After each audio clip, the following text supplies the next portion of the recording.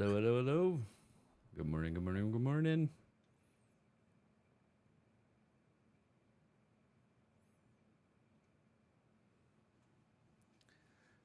All right. A little bit of a late start. I slept in, got some sleep. Well, it was a combination of slept in and slash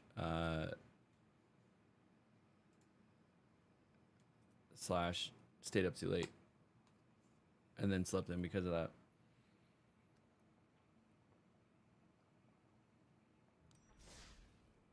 Gotta get our protein in. Then perfect daily quest for us. We're gonna be playing some more Yoshihiko. Is it Yoshihiko? Yoshihiko Ikawa deck here. So let's go ahead, take a look. This is the deck that we're going to be playing around with today. The goal, get some practice matches in, and then maybe get the recording. We'll do a best of 3 standard event with this deck. So the thing of it is, with the World Championship decks, they're amazing.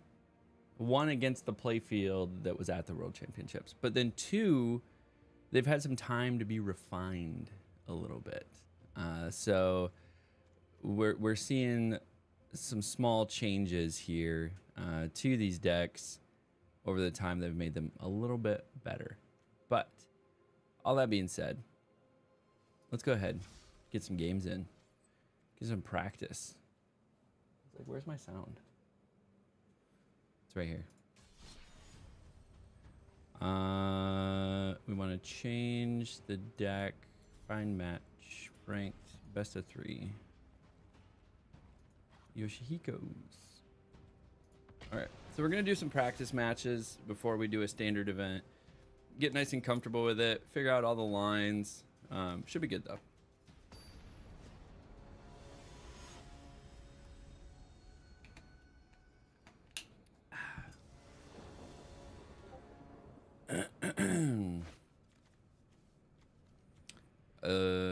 Not a lot of spells, but we got a lot of creatures.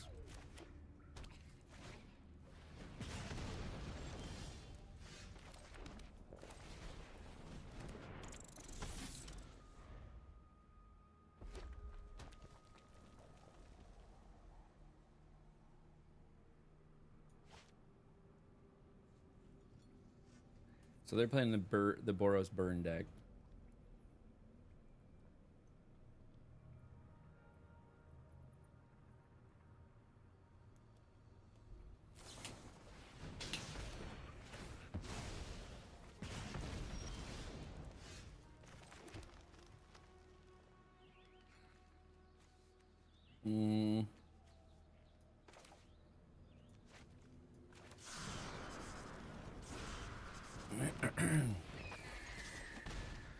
Get this out there. So Boros Burn deck, depending on the version you're playing, likely doesn't have creatures, except this one does.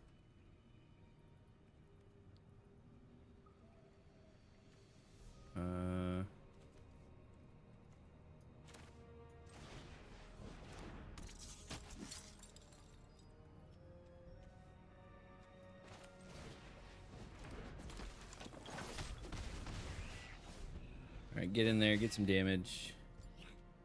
I think I need to get Manifold Mouse out. Start targeting Heartfire Hero.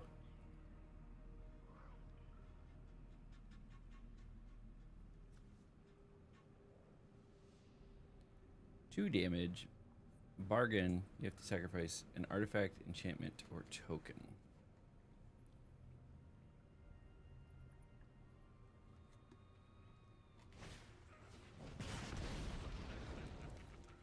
I need 4 mana to get a token off of this to be able to sack it.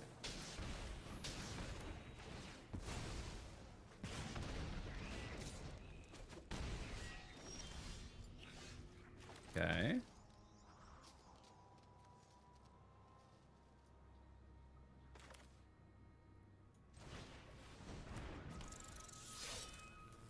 I think we just hold.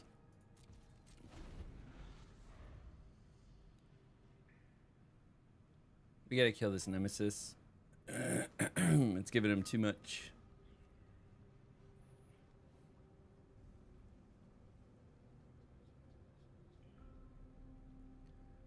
So they're gonna use all their removal on my creatures here. Is the other hope.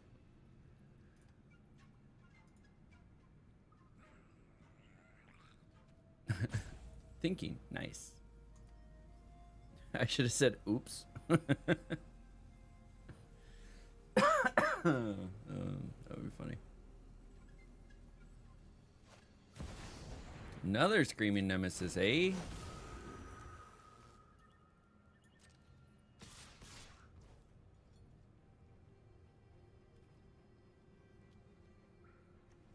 This does have prowess.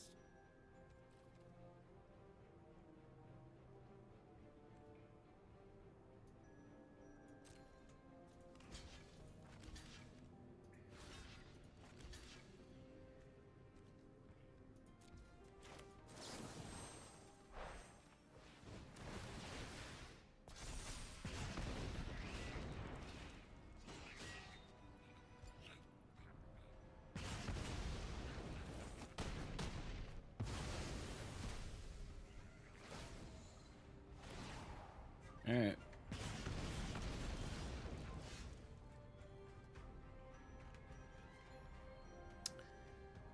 All right.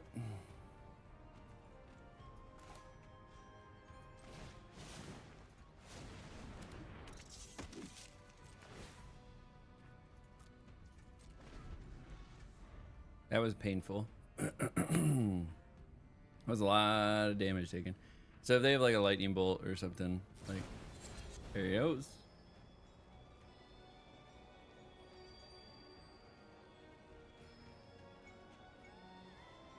Heart Flame Duelist.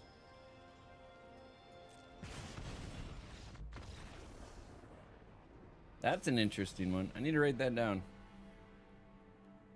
Heart Flame Duelist.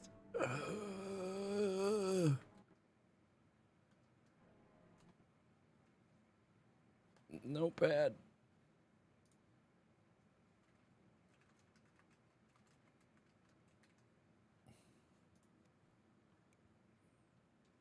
Okay.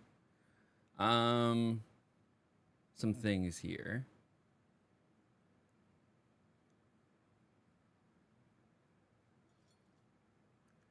I think Urbasks would be pretty good.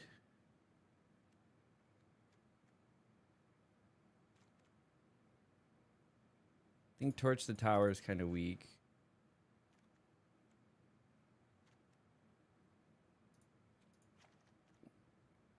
Don't need Scorching Shots.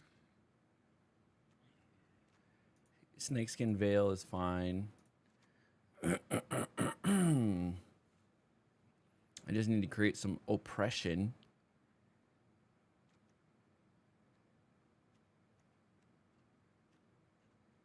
An Urbas Forge is a good way to do that.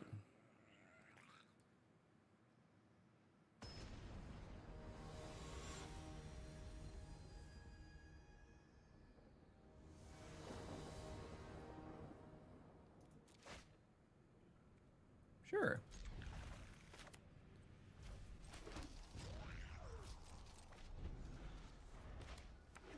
Red bolt.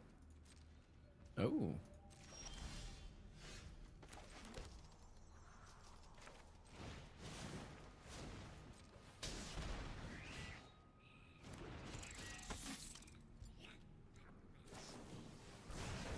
Okay, there goes Shock.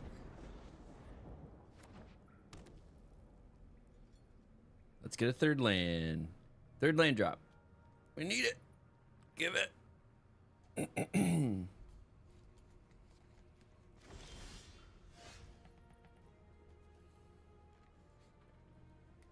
We're both gonna struggle with lands, aren't we?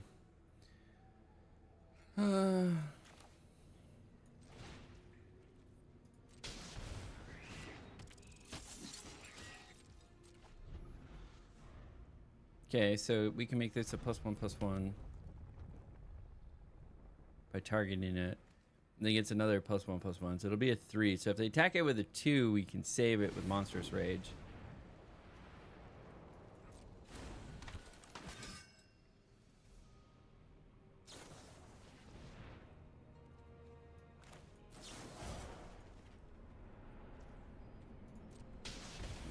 And we were able to save it.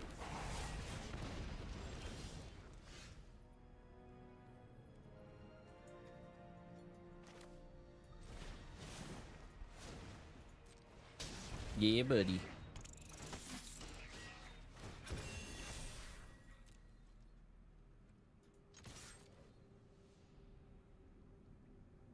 About to take 8. Unless you block. Well, it has trample.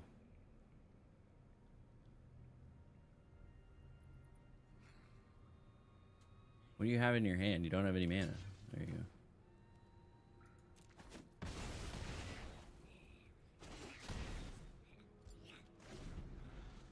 Yeah, I don't know what they were trying to do there.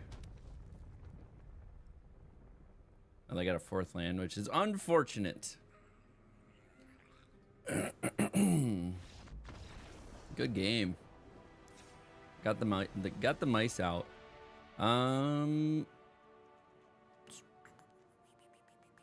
might actually drop a shock to add another Urbask. Because Urbask is going to be important. It's just constant pressure. Constant.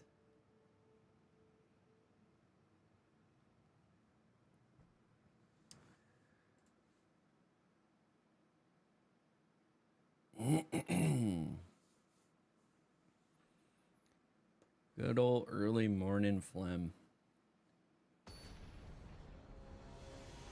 I say early morning, but I got a late start. I was supposed to be on like 2 hours ago.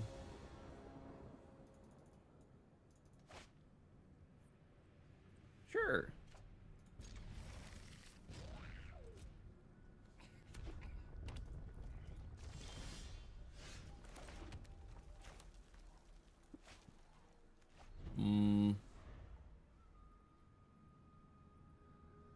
So your next end step, you may play those cards.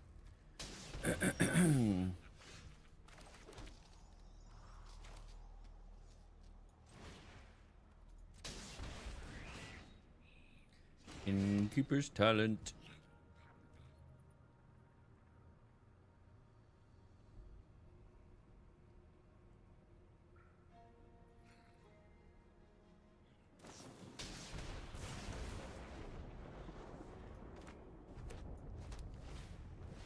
Ooh, they got their own Urbask Forge. Nice.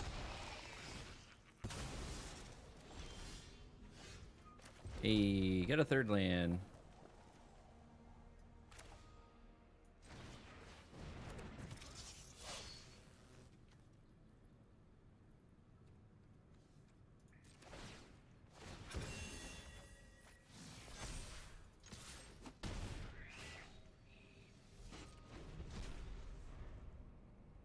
So it is at 3. I can protect it if they were going to try to kill it.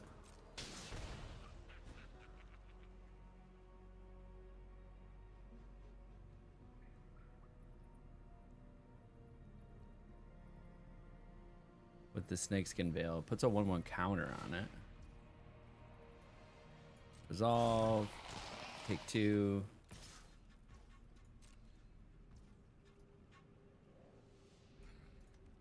I think keeping the creature alive is a little bit more important.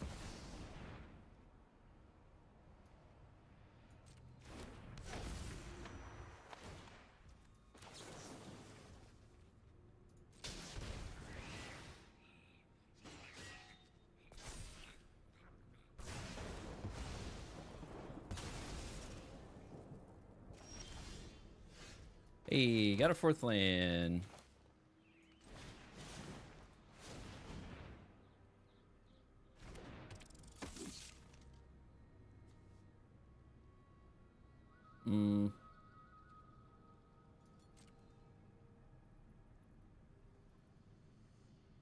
We got to keep this alive.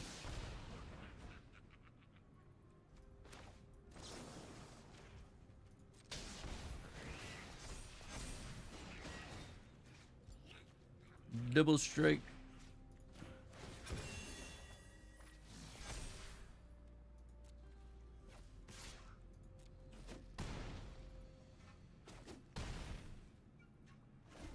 Mice, man. Mice are scary. Okay, I gotta land.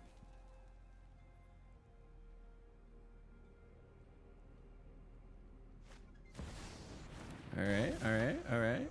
Got a creature. They don't have double, like... They could have Boros Charm, but I think Boros Charm only does damage to...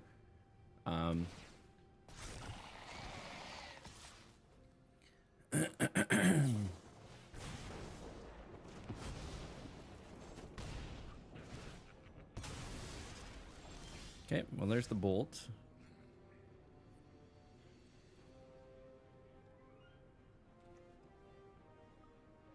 This would gain trample. It'd become a 5/5 with trample, so 3 is getting through.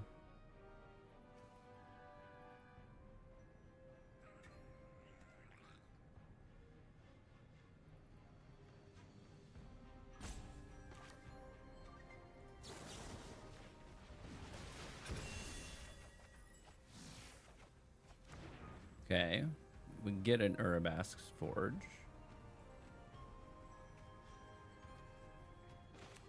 We play an Urabask's Forge.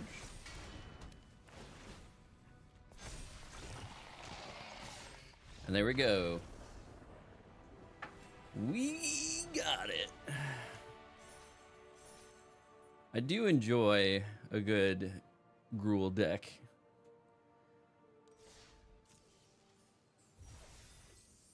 So I think that card was interesting. The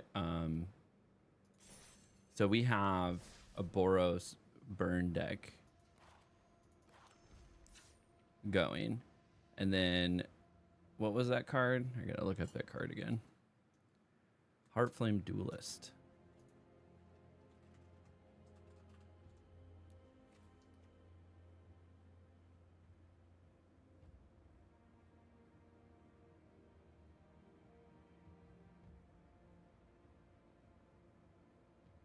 Okay.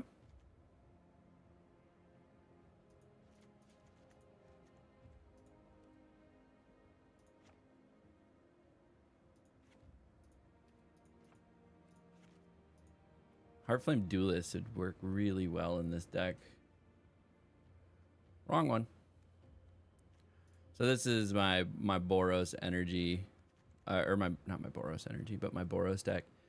So putting this in here is really nice. It gives you lifelink, plus it has this 3 damage for 3. Like, it's expensive comparatively.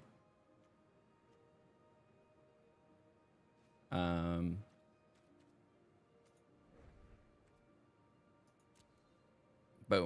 All right. Let's try that. Now I just want to play a game. This is a true Boros burn deck. But no, we're practicing Yoshihiko's deck. Stay focused. Okay. We gotta get nice and comfortable with Yoshihiko's deck, because then we're gonna make a standard event run and record that for the tubes. I do like it. This is pretty similar to my deck. I do have my currently it's a mono red aggro deck. It might turn into a Gruul aggro deck. I would love to keep this, but your opponent goes first. All right, we're gonna keep it. Hey Loki, good morning. How are you doing?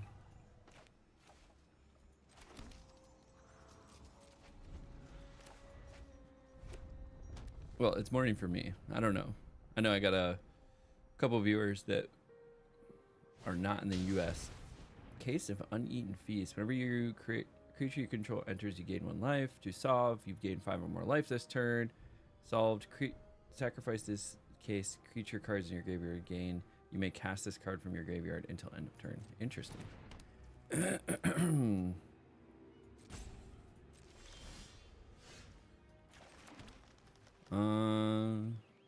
Slick shot. Let's just go ahead and play it. All right, we got in. Absolutely slamming with bunnies. I'm East Coast, so still aim for him. Same.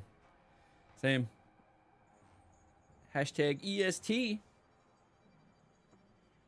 Hopefully that doesn't mean anything else other than Eastern Standard Time. That's I don't need to be affiliating myself with some crazy organization.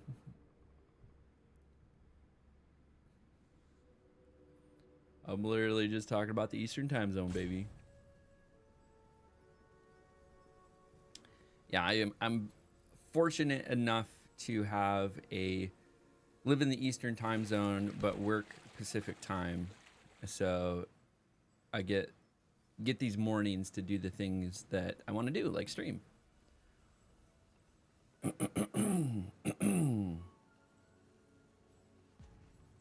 just noticed that maybe this floor is not just a cracked floor, but like it's teeth, you know?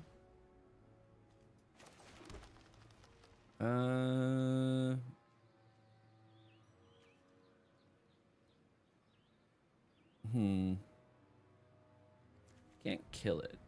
Actually, I could kill it. You have hexproof. Prevent all non-common damage we dealt to other creatures you control. That's a pretty powerful card.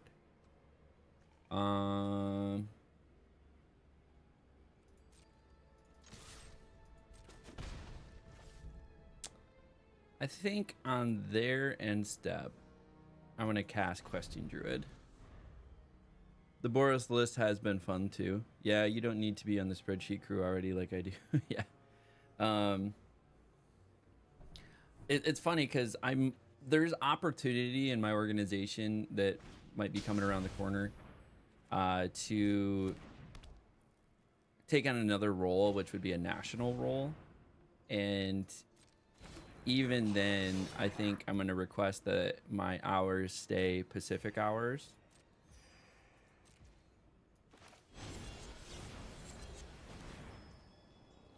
Resolve. Got a Questing Druid and a Scorching Shot. Okay. Got a 4th land. I guess you do this. Get rid of that thing. And then I think you just play this guy.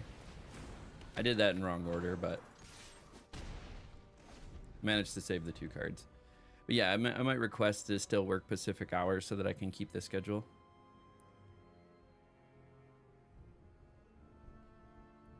So the correct order would be to play the Questing Druid first, and then play that Scorching Shot.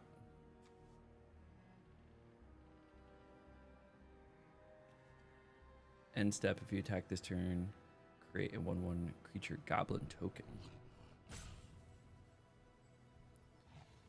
Then maybe get the other Questing Druid down. Well, an Innkeepers.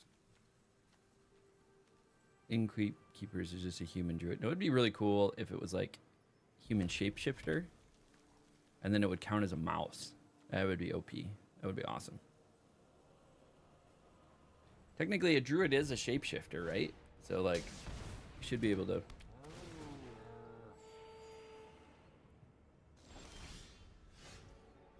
Should be able to do something like that, right? We'll play this.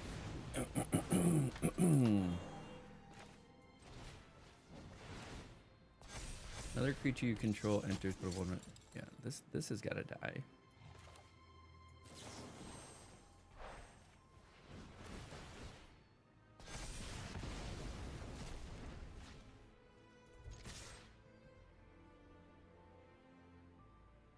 Swing, swing, bada bada bada.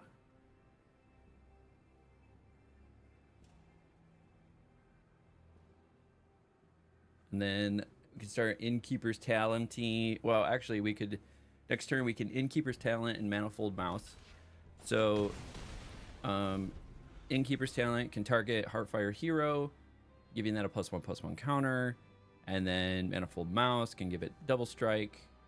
And we can go from there. So Manifold Mouse. I guess I could Offspring it.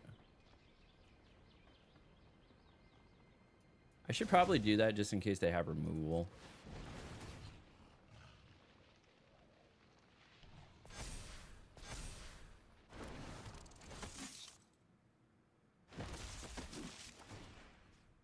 They might have Elspeths too.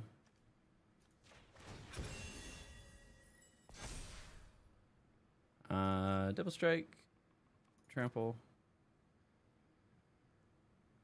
And I'm actually gonna hold because they do have access to white, and I don't want to get hit with Elspeths. So Elspeth Smite. Oh, there's a get lost. Okay. Interesting.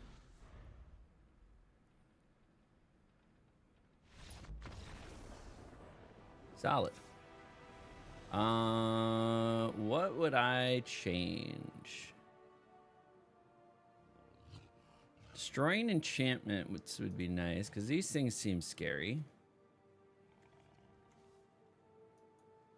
But what would I drop in order to do so?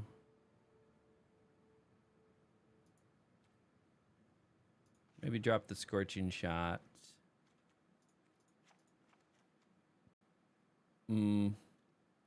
Or do we just keep up the pressure?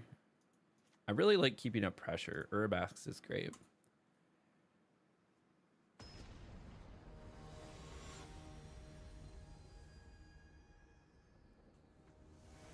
Yeah, Urbax feels good.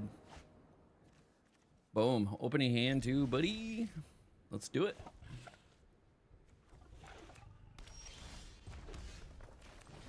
Mouse.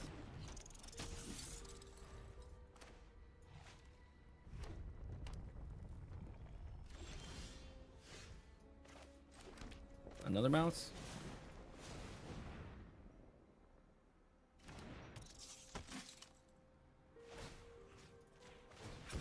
What do you got for removal?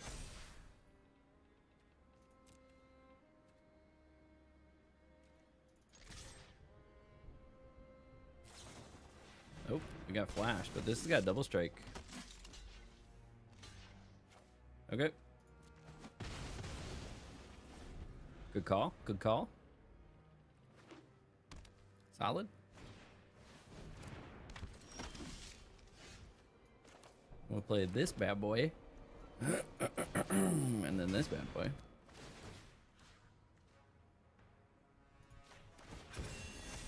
Give that a 3/3, make that a double strike.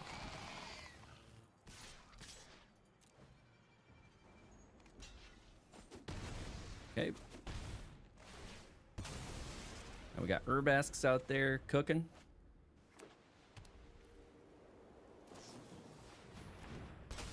What's the plan here? Pay one, sacrifice my... Yeah, there you go. Okay. Well, that still means you're going to take a shit ton of damage. We're going to do ba-bam. And ba-bam.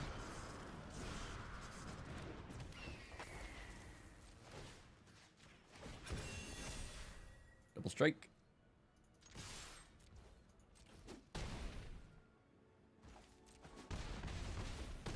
Boom.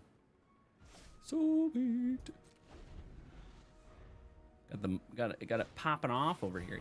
Most creatures investigates then destroys all creatures. Interesting. Okay.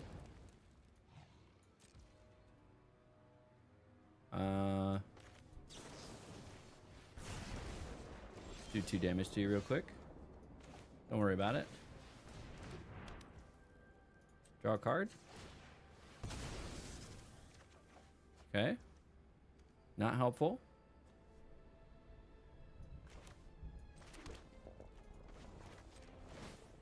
Level that up. We need 2 damage. We're gonna fall off at 2 damage. Oh no. Oh no.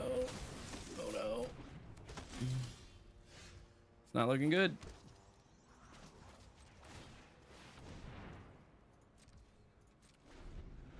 I need anything. Literally anything. And I'll take a shock.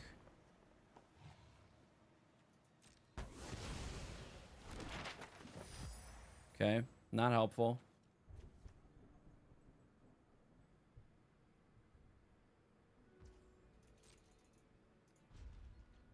It didn't attack. Interesting.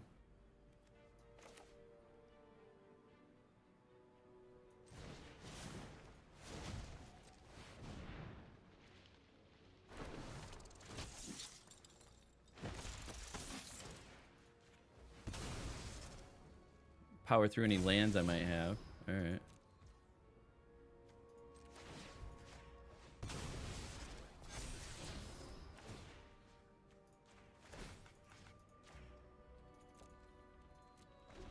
Okay. Got some creatures. We got a mouse.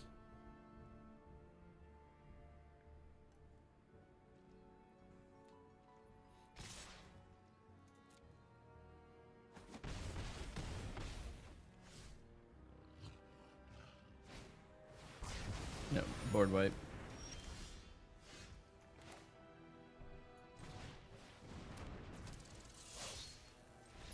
There we go. We got her. Nice. Nice. I don't know what my dogs are barking at. Perfect. Ooh, we got an orb. What are the rewards? Mastery. Spend orbs.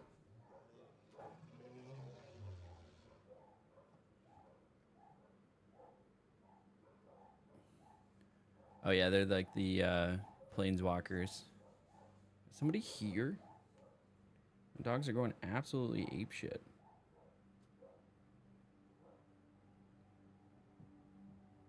Give me a second. I gotta see. A spy on the front yard.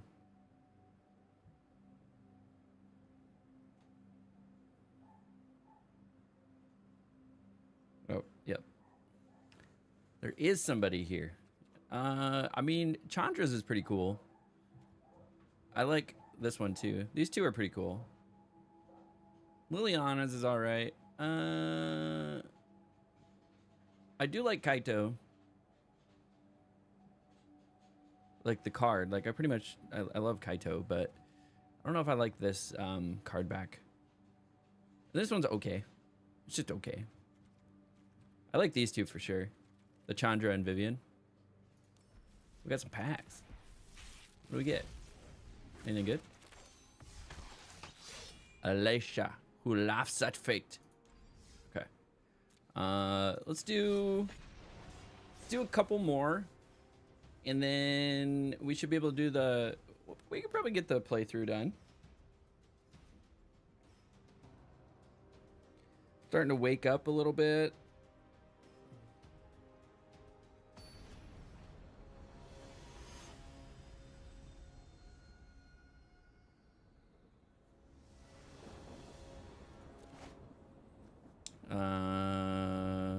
You go first, and I can play the mouse. All right. Play the mouse. Get a second land. We can play Innkeeper's Talent. Start buffing the mouse. Okay, swole. It's not what we need. Starfire Hero. Okay, we got 2 mice. Need a land. Come on. Oh, you're kidding me. We're still in there. We're in there one at a time. Need a land. Give me a land. You son of a bitch.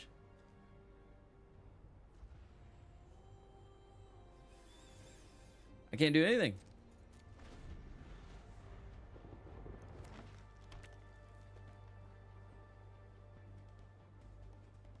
Like keeping the one lander might have been a mistake. Keeping the one lander might have been a mistake. Hey, we got a land. But it means they probably have a counter spell.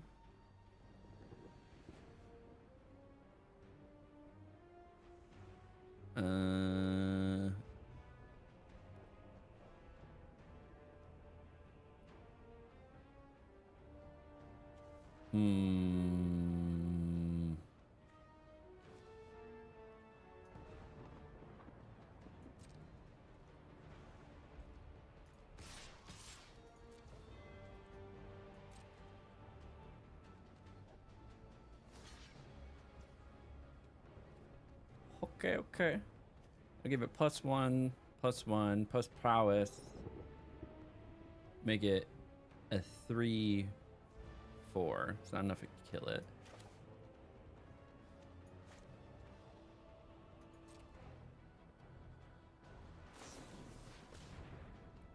Okay.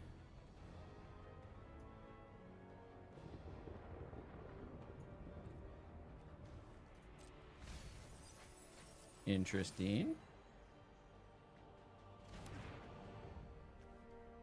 Now it's a 4/4. Well, that sucks a little bit.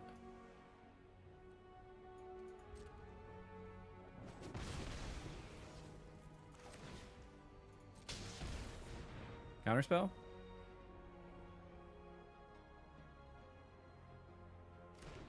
Hey!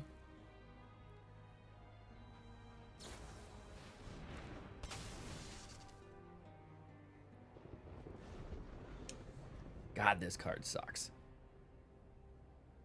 It's just a 5/5 that taps down all your bullshit.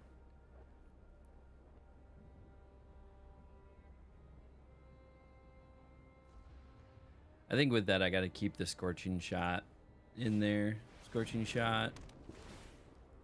Yeah.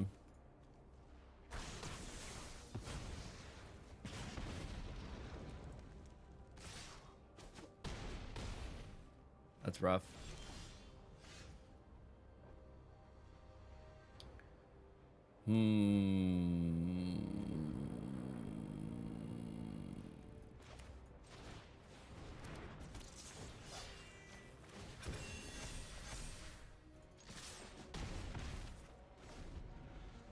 I mean, they got it if they can pitch a instant or sorcery.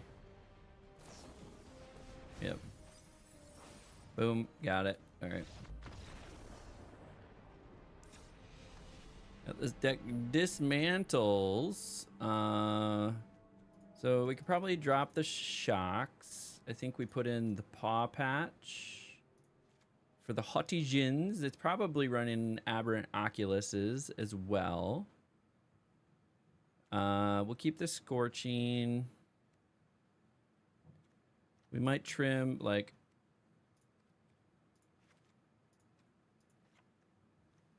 Oh, I don't want to trim a Heartfire Hero.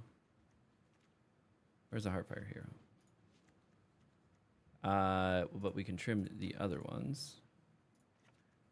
And then put in a bunch of Urbasks. That feels a little bit better.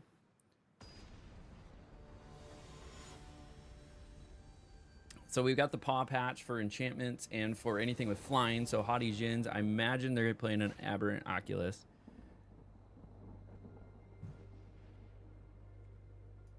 Keep the one lander again.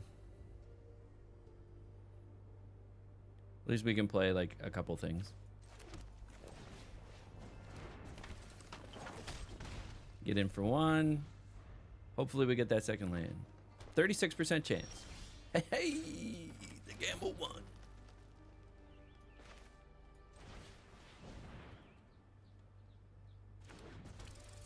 Emberheart Challenger. Okay, we're in for 4. Okay, they pitched one of their dragons. Hate that thing. Is that a 5/5? Yeah. Is it an enchantment? No. We gotta kill it faster.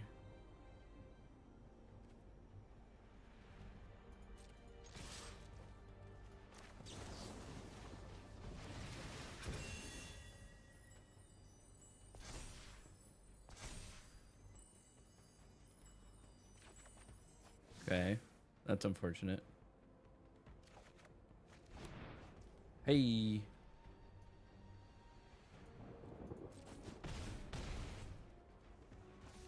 Play this, play this.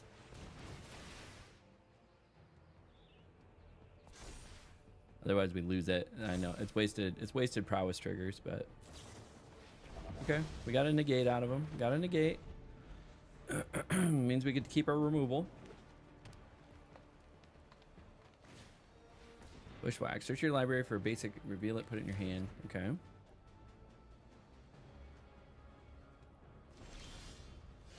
Cool. Got a 4th land.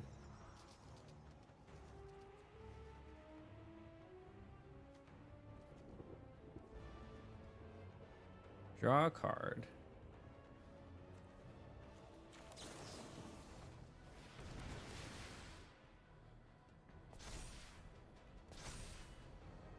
Coming in for 5. Give me a card.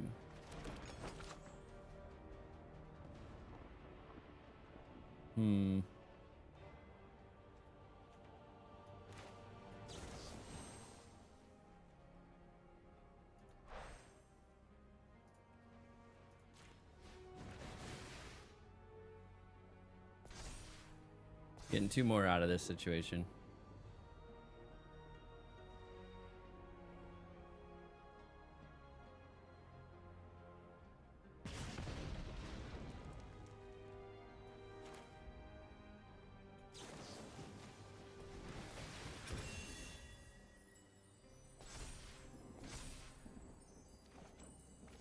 Coming in for 9.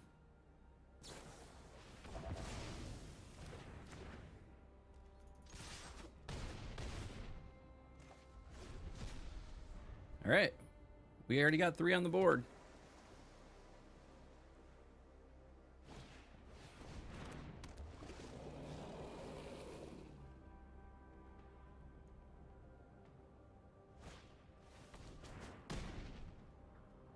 Okay.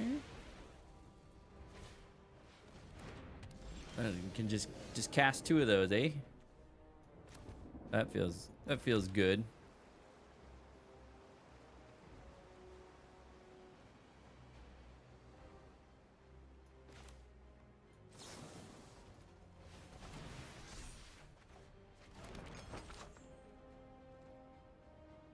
So that'll make it, so by casting this, it'll be a 3/4.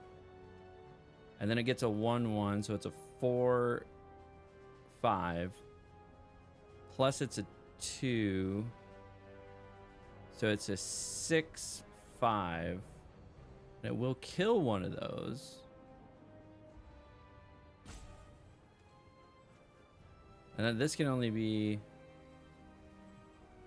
Yeah, it's not enough.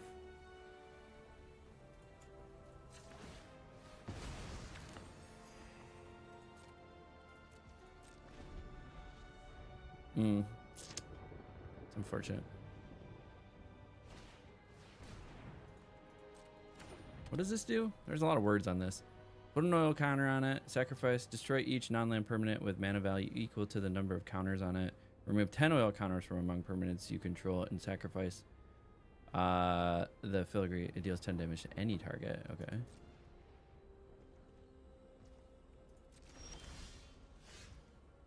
Now I could double Monstrous Rage, though. That would get us there. Right? Because +1, +1, +1, +1. So that's 2, 2, making it a 3/4. 2 spells, making it a 5/6 plus the 4, so that's a 9/6 with trample. What's the chance they double block, you think?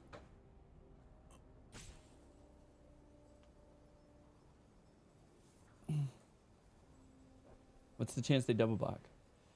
Thankful YouTube recommended your channel last month. I got back into TCGs after a break, hit Mythic, Legend, and Magic and Hearthstone. Looking to do the same this month. That is awesome, Garen Plays. That's quite the feat there.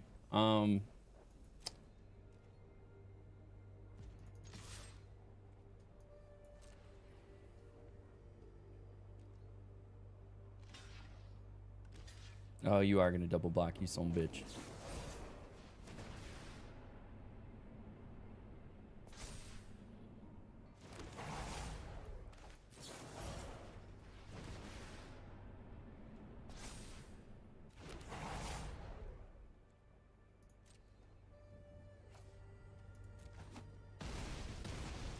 Okay, we got rid of one of them. Sacrifice food. Yeah, I have yet to be able to get to Mythic. I keep dicking around in ranked, so that's half my problem. Like I test decks in ranked, and so I'll get all the way up to like plat 2 and then like test some stuff and then just don't do anything. I'm all the way back down to like pinned at plat 4 because I was testing decks last night.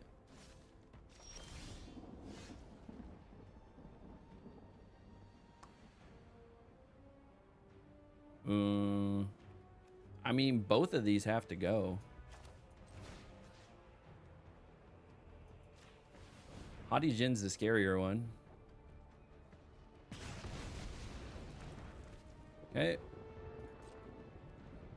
Been real nice to get my second dragon shot. Scorching. I only have one. Okay. Oh, I probably should have targeted this because I do have... That's not helpful. They got it. The more optimal play there would have been to still target the Tolarian Terror and then hope to draw into a Paw Patch because Paw Patch can destroy flying creatures. So that would have been the smarter thing to do. Okay. So do we play one more or do we just jump into the event? I think we jump into the event. I want to try to get the recording of the event done. So we're going to do so.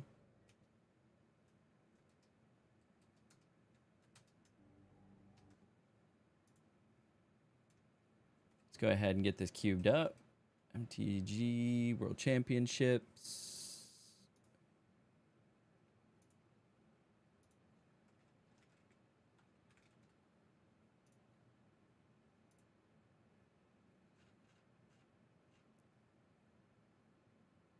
We got Yoshihiko Ikawa.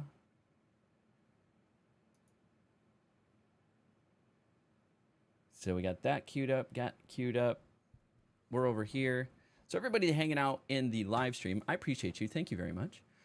Garen plays, I get that. I wish I could test a ton of decks, but with me being mostly free-to-play type player, it makes it a little tougher.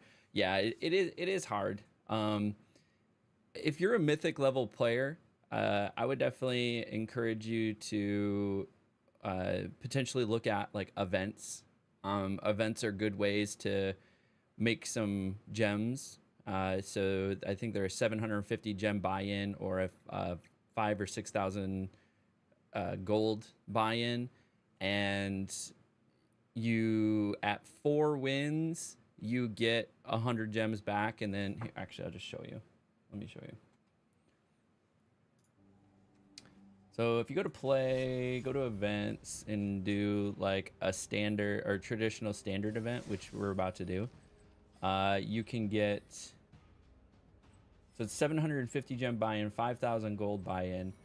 At 4 wins, you make 50 gems. At 5 wins, you make 250 gems. So if you're a mythic level player, like, you should be able to reliably get up here into the 4 or 5 wins. If you're doing a gold buy-in, which it's really easy to get gold if you're doing your dailies. I mean, like, I don't know, a few days ago, I had no gold, and I'm up to 10,000 gold again. So I could do a buy-in for gold and then not get 4 or 5 wins and still maybe say I get 3 wins, pocket 600 gems. So there's ways to like make gems in the game as a free-to-play player, and that would allow, that really like free you up to start doing things like building decks and things like that, and testing out decks if you wanted to. Also, it can help you build up your gem reserve to start doing drafts or buying back into these events and essentially going infinite and getting more and more gems. You can also get things like play-in points, which is pretty cool as well. So that's one thing I would recommend if you're a mythic level player. There is just a regular best of 1. This one you only need to get 5 wins. Yeah, you only get 125 versus 250. So best of 3, I think, is the better way to go. You can get up to 250 gems for that. But then, yeah, once you do that, you can, get into doing some drafts. Quick draft is a great way to draft as well. It's cheaper to enter, 750 gems or 5,000 gold. And again, you can go infinite with 6 wins on this and get some packs and some rewards. So that would be what I encourage folks, especially somebody that can get to mythic. It's a good way to sort of spend the resources and make some more gems and money in the game. We're gonna do a standard event. I'm gonna queue that up too. Yeah, it's a way to just like game the game and make some gems, get some packs. Like you get packs for this too. So like 5 wins, you get 3 packs. So all of your packs go towards your progress here for wild cards. And then a lot of times in those packs, especially as your collection grows, you'll just get more and more wild cards, making it easier and easier to buy cards or craft cards. I recently just spent a bunch of my rare and mythics to make a few decks. I was playing around last night. I made a Boros Burn deck. I made an Orzhov Vampire Bats deck that had that infinite, the infinite in it. Made another Boros. This one was funny. This Boros had Hidetsugus in there. I was trying to get people to exactly 10 life. I actually did get like 2 or 3 wins with Hidetsugus. It's not super reliable. It's the first thing I cut in sideboard out, but it is funny to actually get it. I was having fun last night just doing stupid shit. Same thing with like the Orzhov Vampire Bats deck I played. So like this card, so whenever an opponent loses life, you gain that much life. You can trigger it with something like Enduring Tenacity, which is whenever you gain life, target opponent loses that much life, and then that just goes infinite and it will kill them.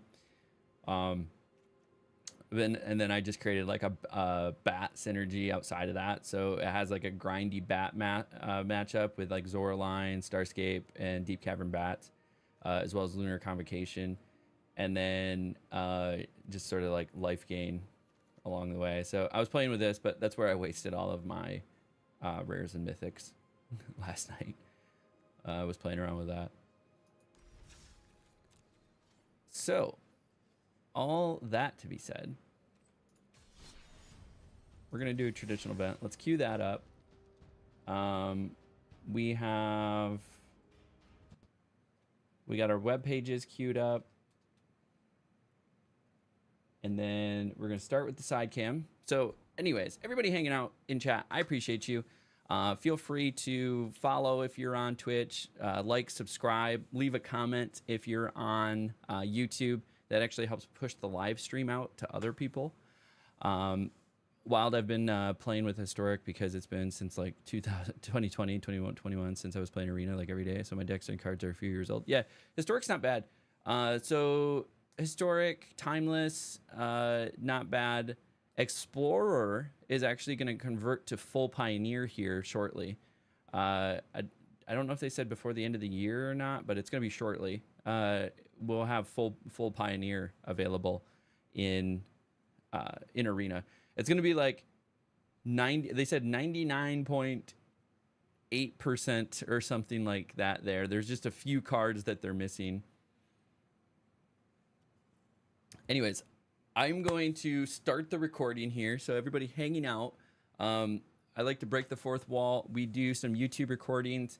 One of the series that we're doing right now is we are playing with the top 8 decks in that we're at the World Championship. We're jumping into a standard event with those decks and playing through them. See how they do in arena today, and see if they're any good. Some decks are doing better than others. I went 4-1 with Kai's deck. I went 2-3 with Max Rappaport's deck. So overall, I'm like 6-4 with the Demir mid range. But the whatchamacallit, we're switching archetypes. We are now going into a Gruul aggro deck. And so also I just noticed we're about to get an ad in 4 minutes. So what I'm gonna do is, before this recording, so to avoid having an ad for the next hour and to avoid pre-roll ads, which is something you really want to avoid as a small streamer like myself, because if somebody wants to swing in and say, check out this stream and see what it's about, they don't really want to be greeted with 90 to 180 seconds worth of ads, right? So the only way I can get around that on Twitch is to run mid-roll ads. So what I'm going to do is I'm going to run a 3-minute ad that will give us 1 hour with no ads, and then we will be able to do the full playthrough, or most of the playthrough, of this standard event with Yoshihiko's World Championship deck. So I'm going to throw up a BRB screen so you're not going to miss anything, and we're going to run that 3-minute ad. So I'll be right back. I'm just going to go use the restroom real quick, and we should be good.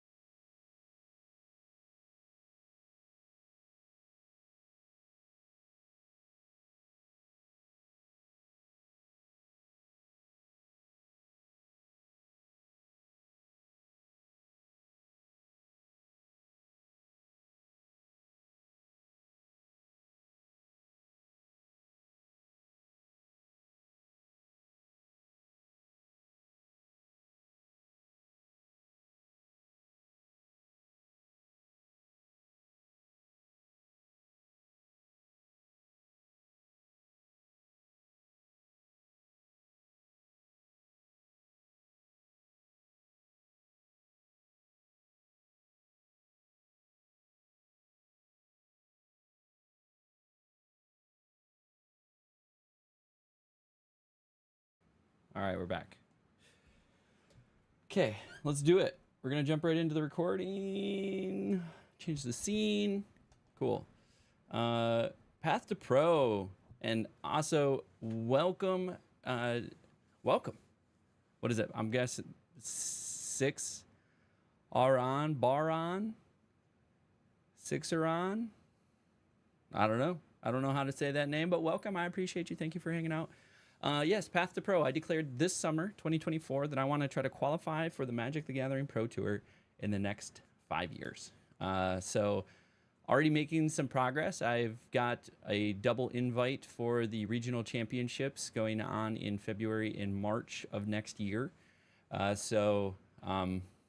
Already getting to go to the regional championships, but I'm going for exposure and experience and to have some fun playing Magic competitively. But I'm not foolish enough to expect that I'm going to somehow get an invite through that RC coming up. So my goal is to get to as many RCs as I can. We've officially switched over to the standard RCQ season. So RCQ is the regional championship qualifiers. That's attending your local game store for an invite to the regional championships. And then the regional championships are obviously regional. So one is in Charlotte, one is in Portland. And then if you do well there, you can get an invite to the Pro Tour. And then if you do well in the Pro Tour, you can get an invite to the World Championship. So it's a journey.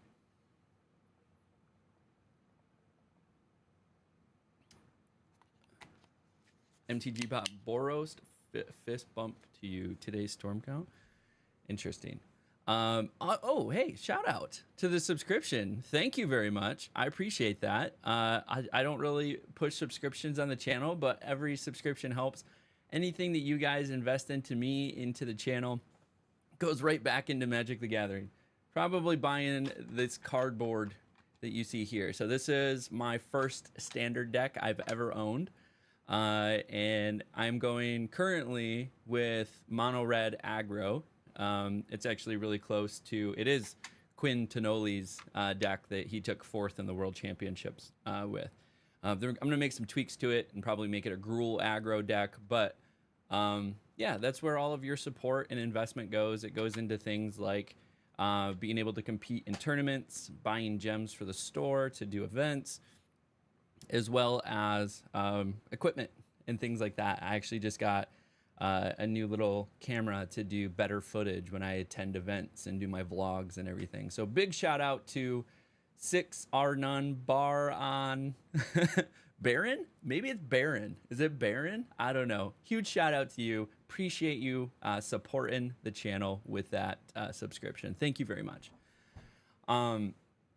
So let's do the thing. We're going to record a video. So when we record a video, I do try to keep the pace of play pretty quick. I do try to or I don't take breaks. Unfortunately, I can't stop for the ad breaks, but we're going to have an hour now with no ad breaks. I will still interact with chat. I will still read your messages. We'll still go through that. Those messages will still pop up on screen. We'll still be able to do all of that, but we're going to keep the pace of play pretty quick, and we try to reduce downtime and dead air during that time. So we keep it moving while we do those recordings. So keeping all of that in mind, let's go ahead and get it started.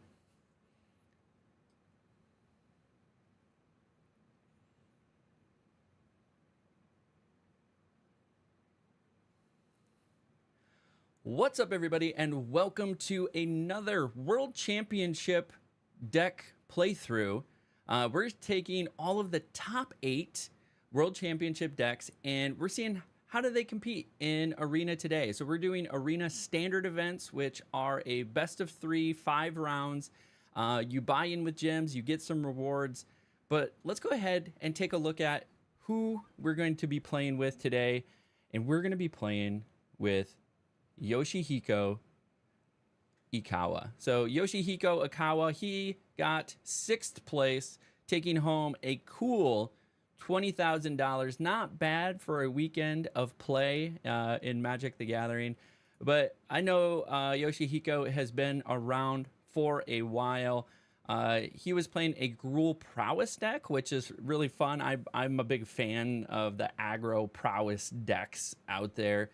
But we're going to take a closer look at the actual deck in Arena because it's just a little bit easier to see. So we're going to go over here. We're going to go to Yoshihiko's. We'll pull this up, standard event, and I'm going to move my big old head out of the way. But this is another aggro deck. We see the mouse combo of Heartfire Hero, Emberheart Challenger, the Manifold Mouse, and then we throw in some prowess creatures with Monastery Swift Spear, Slick Shot Show Off, and then the rest of it is buffing and removal. So we got Might of the Meek for buffing, we got Snakeskin Veil and for buffing and protection. We have the Monstrous Rage for buffing. To just really try to get the prowess triggers off to make the double strike mice really big and scary. Then we have a little bit of removal with things like Scorching Shot, Shock, Torch the Tower, some card generation with Questing Druid, as well as the triggered ability of Emberheart Challenger. And then we also see a little extra spice with Innkeeper's Talent. That's really nice to be able to trigger the Heartfire Hero, trigger the Emberheart Challenger, and overall just increase the size of your board to hopefully, if it goes to sort of a mid-game to late game, you have some threats on the table to take care of some bigger creatures. Over in the land base, you're going to see what you would expect. We're keeping the mountains in there. There's no forests, but we are rocking a rock-faced village. This helps, again, buff those mice, as well as give them haste.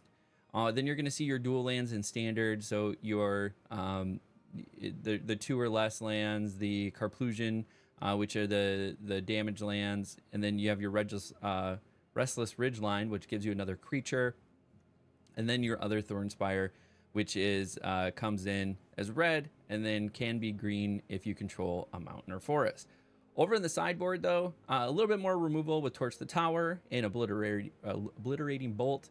We also have running 4 of the Paw Patch formation. This has been really nice in like the Dimir mid-range, the Enchantment Overlords matchup, because you can destroy enchantments or things with flying. Another Questing Druid if we need a little bit more card draw, some more Scorching Shots if they got some big creatures that they keep getting out.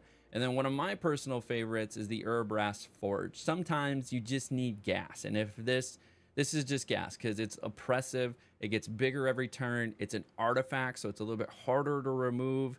There are still spells out there that remove it, but having this just get bigger every turn, if you can get a couple of these out, it's like guaranteed every turn. You're swinging, and every turn they get bigger, and before you know, you have 3, 4, 5, 6, 1 coming in at you every turn, and they either have to block or take the damage. So this is the deck that we're going to be playing. We're going to go ahead and do, as I said, the standard event.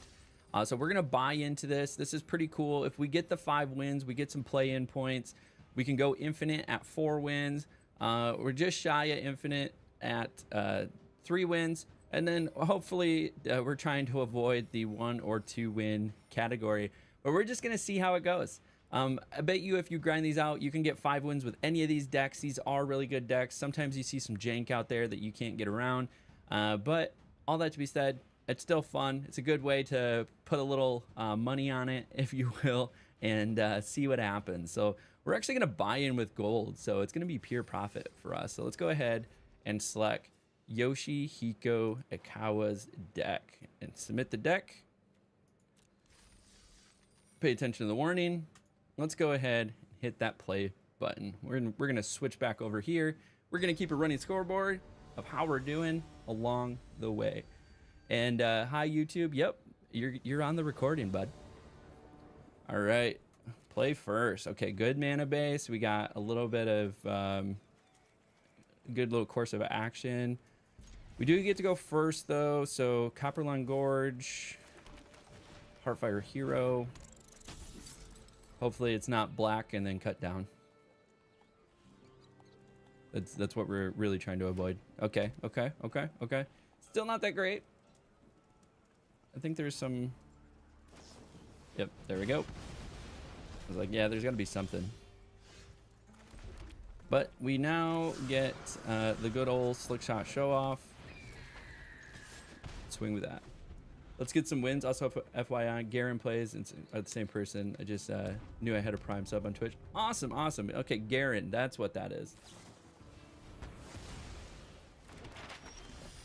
Yeah, you were joining me on YouTube. So unfortunately, I don't yet qualify for the member program on YouTube. You need, I think, at least 500 subs to open up the membership thing, which is the same thing as like a sub on Twitch. So, okay, is this might be Boros tokens, which would be interesting. I think we do Manifold Mouse. Give this thing double strike. Double strike. Innkeeper's talent.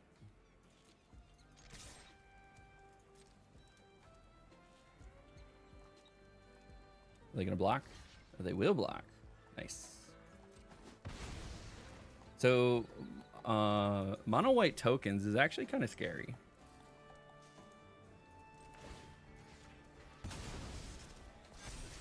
Okay, got a shock out of it.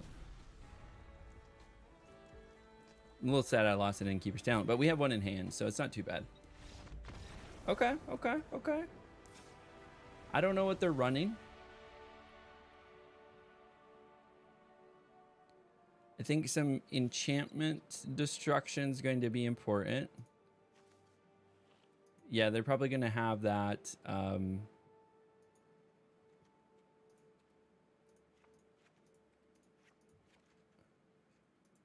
We're going to run a couple of those.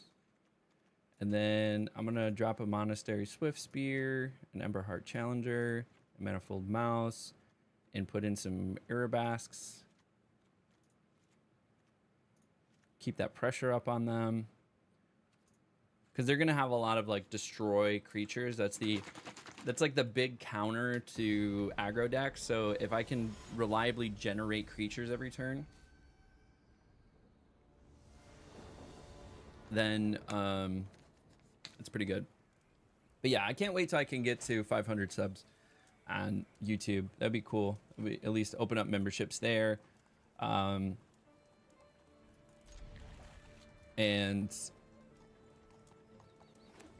red. And you don't qualify for ad revenue on YouTube until 1,000 subscribers. But I know some people only watch on YouTube, so it'd be nice to be able to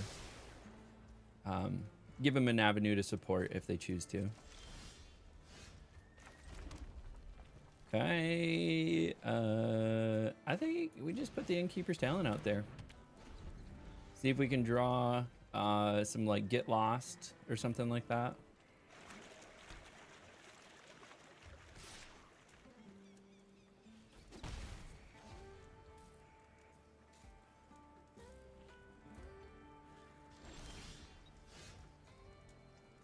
This is funny. Play this. Are they gonna blow up the enchantment? So Get Lost can focus the enchantment. They can afford it.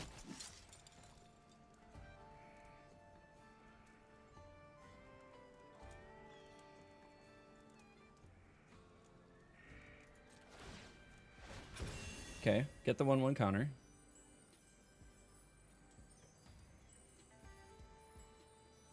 What are they gonna destroy? You gonna destroy the mouse? Or are they gonna destroy the enchantment?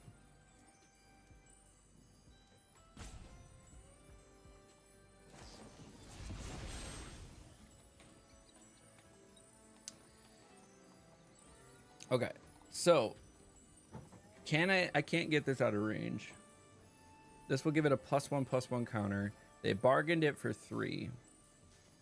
So, and they destroyed one of their talents to do so. Yeah. Unfortunately, there was not going to be anything I could do to get it. Unless I had like a Snakeskin Veil. If I had a Snakeskin Veil, that would have been the answer. but I didn't. So with what I have left here, might as well make this level 2.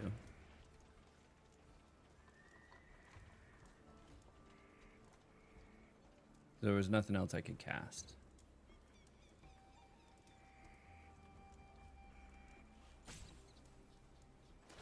Okay, sacrifice. They get another 1/1 white token.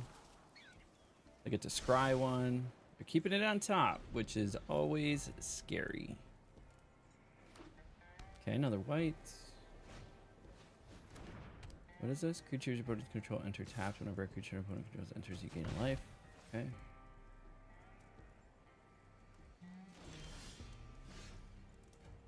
Not ideal.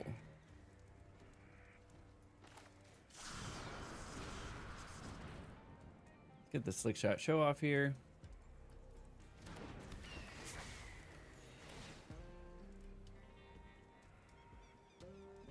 Are they gonna torch the tower? They have another torch the tower?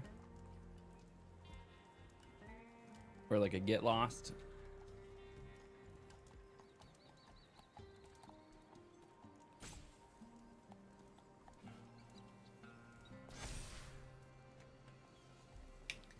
Now it does, though, have Ward 1. No. Not a huge deterrent, but it is a deterrent.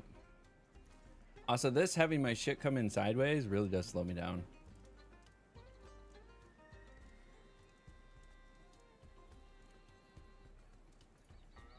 Yeah, this one's not too bad. I like to rate the playmats. What is this? Anything going on in the cave over here? Gotta pay Ward 1. Okay. So that's gonna come in. I think I need to do this.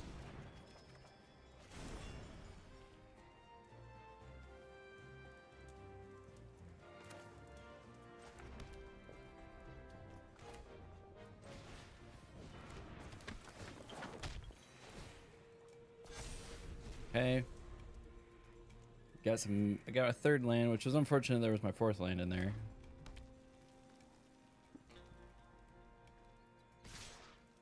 Creatures your opponent control enter. So is that just gonna tap my... It is. It is just gonna tap my thing. That's unfortunate.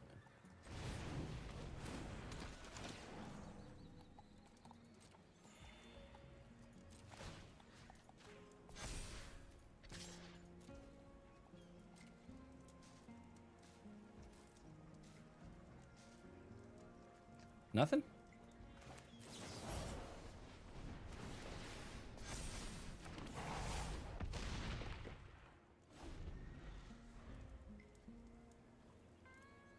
Gotta get them under control a little bit.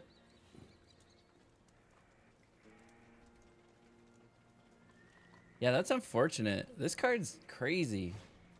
So it's just gonna make all of my shit come out tapped. Including my Phyrexian Horrors. Because it's a creature.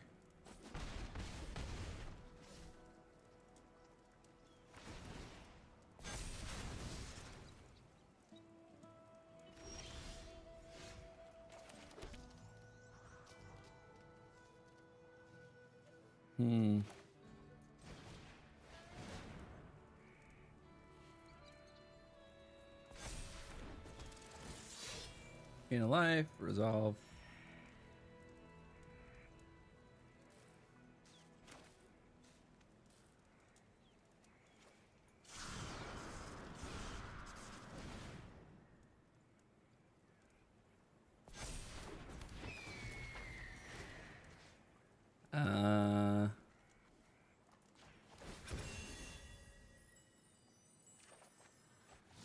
Heartfire Hero. Just putting some tokens on it, you know? No attacks. Now we got something to defend.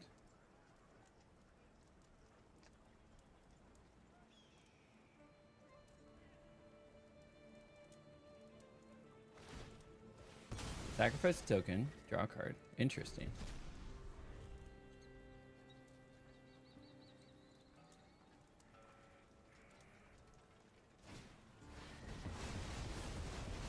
Very nice.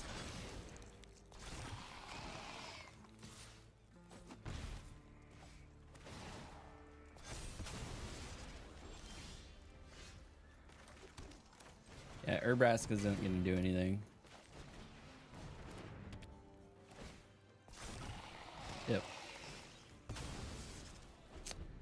They got it. All right, so we know Urbrasks is probably not the play here. So we're going to drop some of those. Is this an enchantment or an artifact? What is going on? That's an enchantment. Okay. So I think going with 4 paw patches is important so that my shit stops coming in sideways. Can probably trim.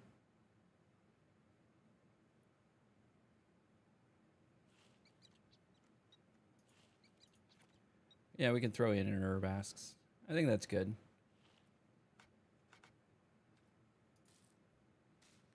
Yeah, we need the enchantment control, so Paw Patch is the play here. I've been debating on playing MTG in person, but most of my LGS only do commander stuff, which as a standard and limited format lover makes me sad. That's unfortunate. Finding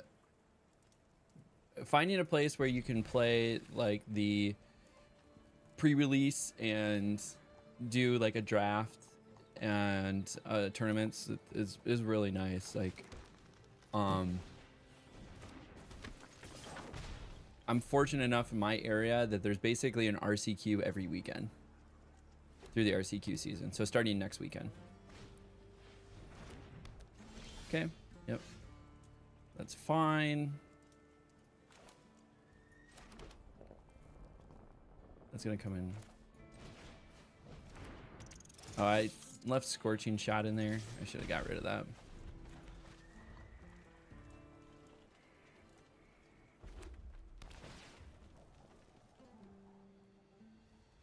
And then it gained 1 life, so I'm not gonna play Urabasks.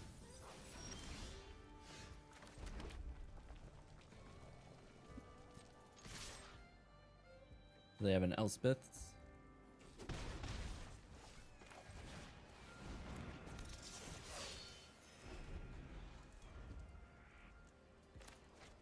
Yeah, they're just gonna gain a life every turn. They're gonna have some sort of board wipe here. But yeah, it might be worth taking a look and seeing if maybe something's driving distance.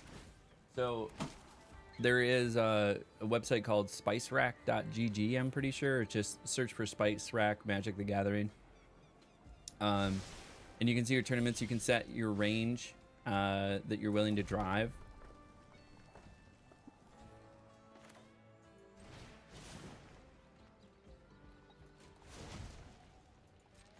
And yeah, that's fine.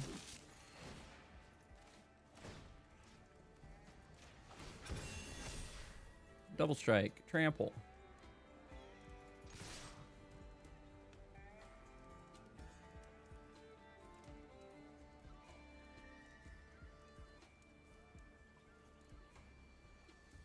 We're just trying to get in as fast as we can. So 4, 5, 6.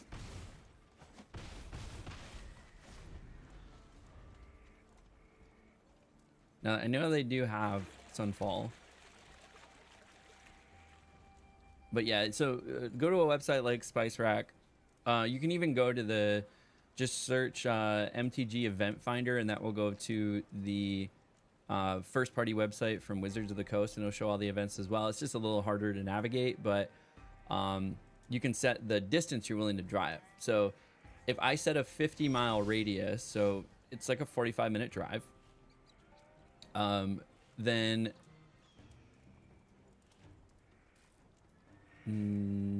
next, target that, make Heartfire Hero huge. Double strike. Trample.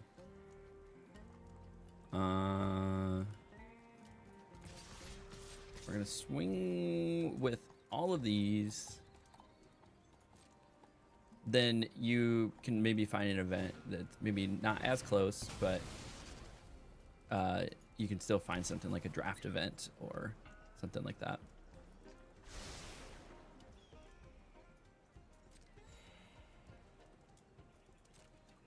Okay, are you going to block?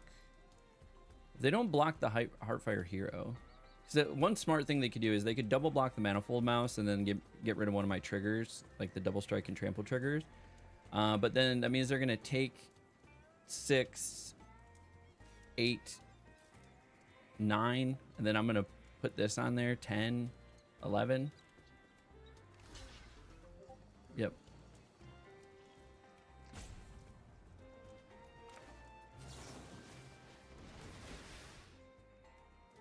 And then this can get a plus, and then I'm gonna get to draw a card.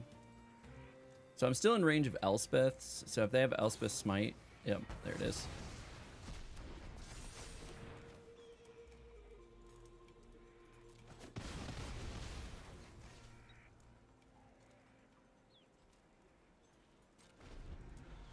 Okay.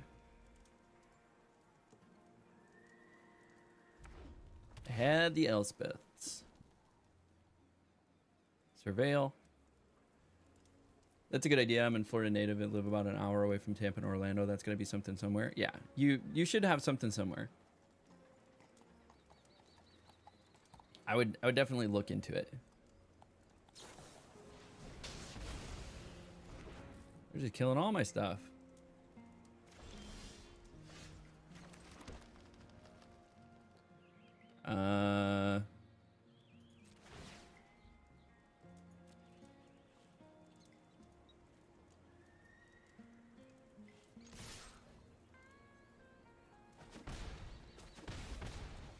Swinging for 3, baby. Swinging for 3, baby.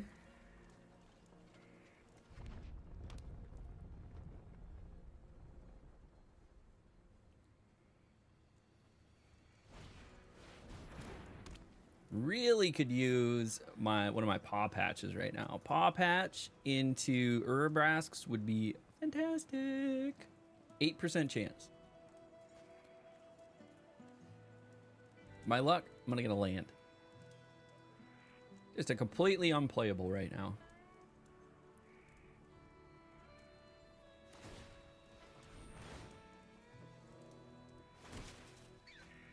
I get to draw a card. Good for them. Ember Hearts. I mean, it's not unplayable. Gain a life.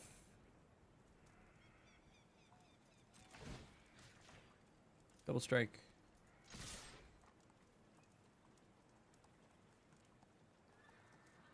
Did I double block the mouse? And then I'm gonna scorching shot something. Oh, it's a sorcery. Damn it! I'm not scorching shot anything.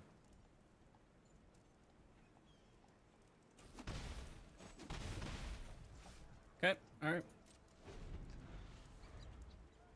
Now we got an Ember Heart. So we can put the double strike now on Ember Heart. I think they're slow playing. They're gonna have a like a Sunfall.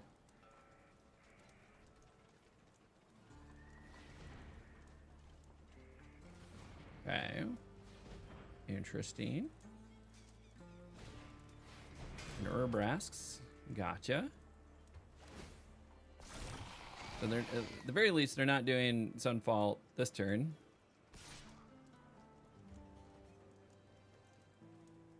No blocks.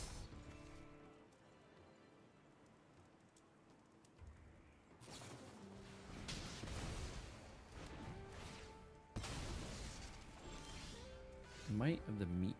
A.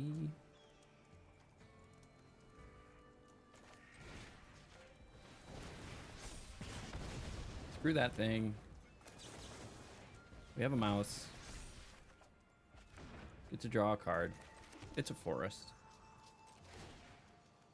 Double strike.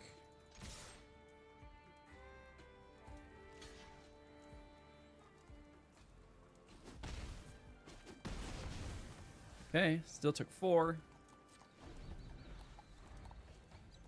Kept their tokens down. Now they could sunfall safely and not worry about any of their shit dying.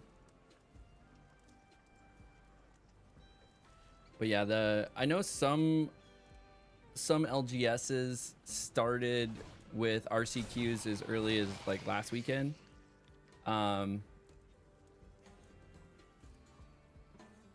Because it technically was standard available, but most are going to start this coming weekend because foundations will have been released. Which reminds me, I need to buy some cards for my Gruul aggro deck and see what that's about.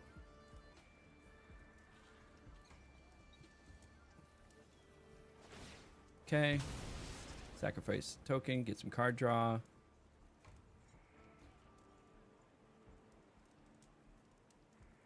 Paw Patch would be nice because then I could still play Urabrasks, which would be good.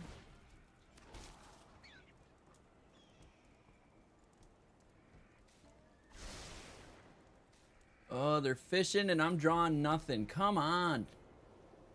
Let's draw something. That is not helpful. It's kind of helpful.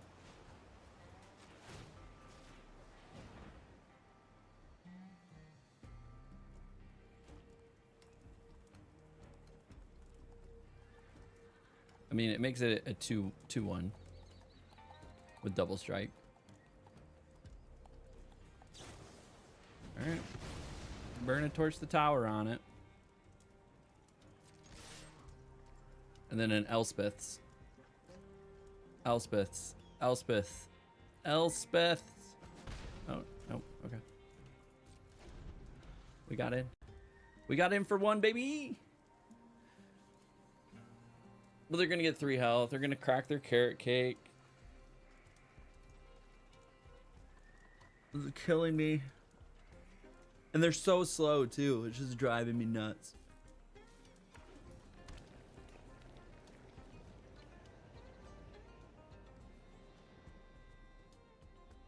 This is like literal torture. Like, I know now why people beg for death in torture. Now I need 2 paw patches. Freaking caretakers.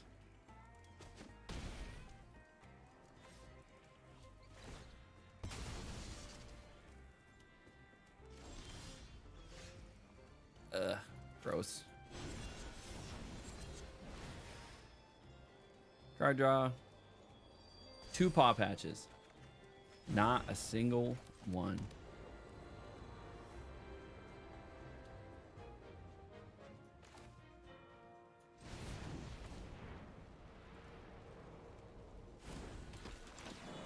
Yeah, get alive.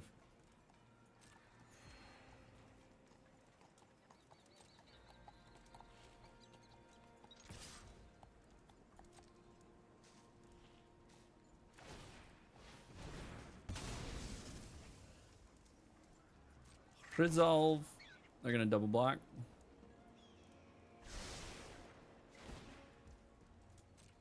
Card draw.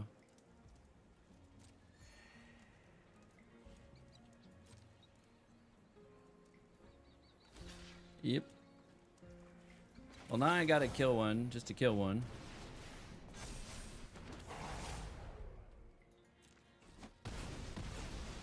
I'll kill both of them, actually. But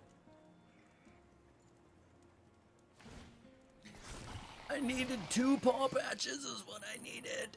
I needed to pull 2 paw patches. I gotta kill Authority and I gotta kill Caretakers. And they're fucking 7 cards in hand.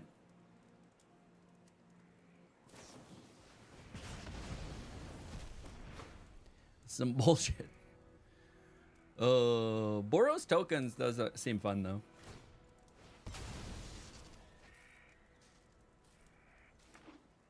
Authority of the Councils. Really kind of shuts some shit off here.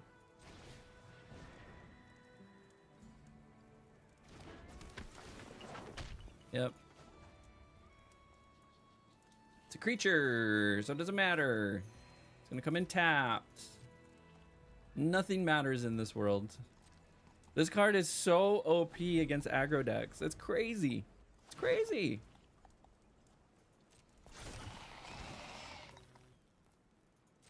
That's game. They got it. Unfortunate. It's going on the board though. 0-1. Let's keep her going though. Game number 2.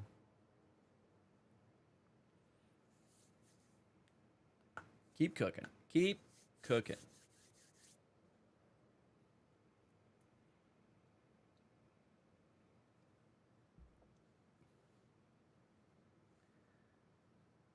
So that the other day when I was doing this, I was the longest wait times I ever gotten was like over 2 minutes to get a game. I was quite concerned. Normally it pops within 30 seconds. Sometimes within the 30 to 60 second mark. But when you get to triple, quadruple that, you're like, okay, what's going on? And then I realized it was like Foundation's release day. Everybody was over playing draft. Like nobody cared. Nobody cared about playing standard events.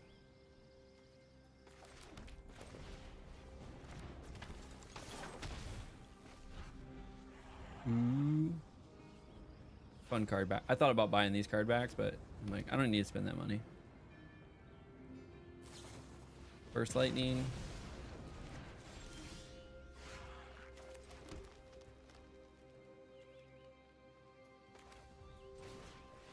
We'll get Innkeeper's Talent out there.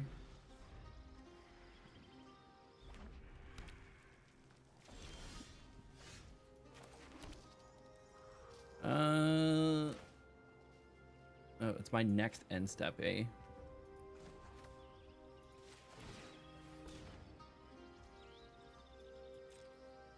So I'm gonna put a stop on theirs, and I'm gonna do Questing Druid. They could have a Get Lost here. Lightning Helix. Oh, that's pretty cool, Lightning Helix. It's fun art. I like the other one though, like the paper mache looking one.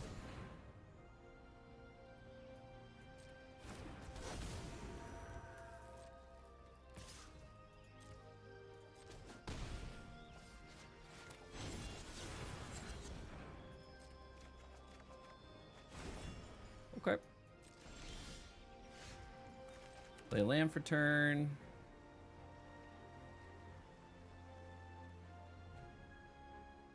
We're gonna play this. And then we'll play this.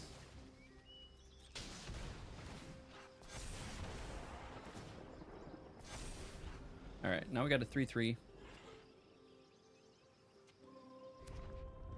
With Ward 1. We got a block.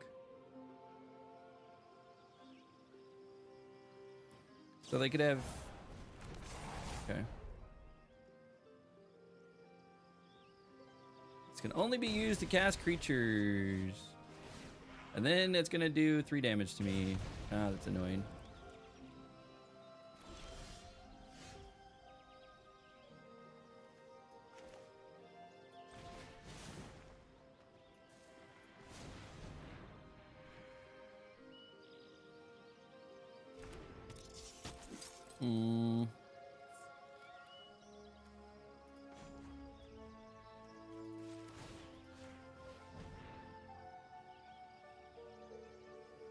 Give it haste.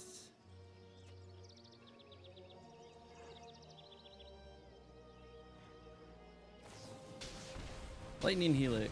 Jesus.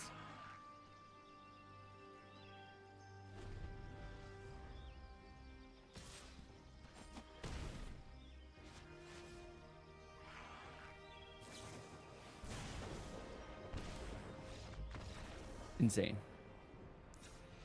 Insane.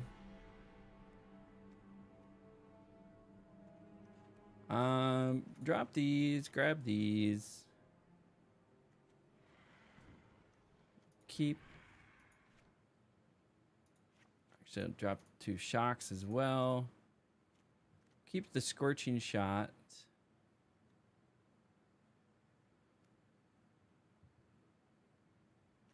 Actually, we might drop these in place of obliterating bolts.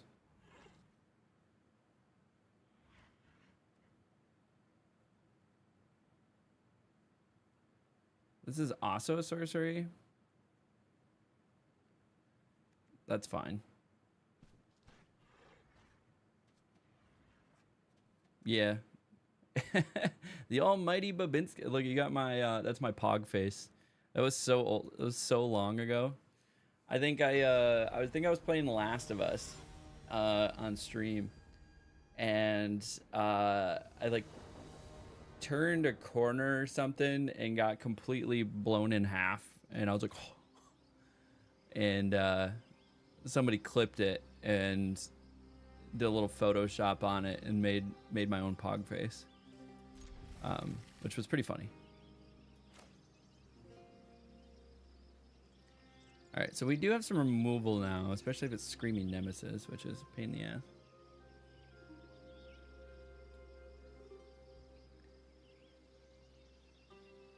The Last of Us? They made like 2 sequels. There was the short story sequel, which was like you and Ellie with her friend when they were like younger, and then there was The Last of Us 2. The Last of Us 2 does not exist. The Last of Us 2 is really good. I really like The Last of Us 2.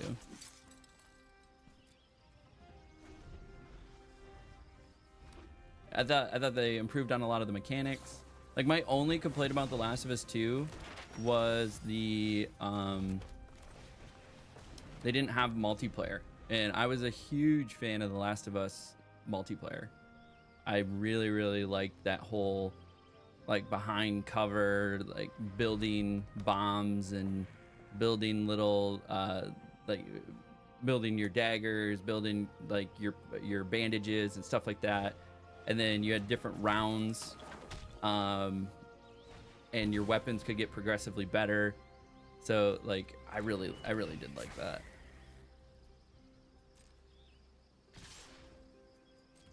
All right, so if we have a 4th land, we can get rid of some of this stuff. We could do this.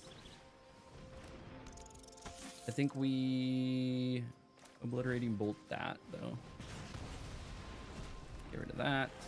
That becomes a 3/3. You despise The Last of Us 2? The story was so bad. I don't know. I felt like the story was good.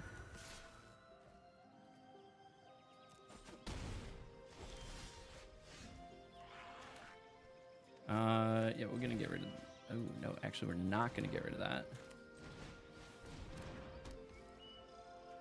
Let's see if we can get a land. Hey, we got a land, and we got a mouse.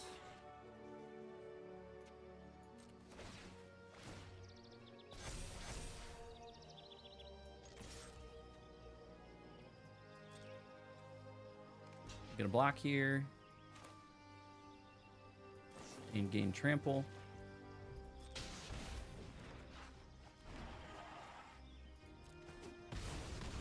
Get in with the damage and get some card draw. I'm trying to think about The Last of Us 2. Like, it was good. It was a little all over the place.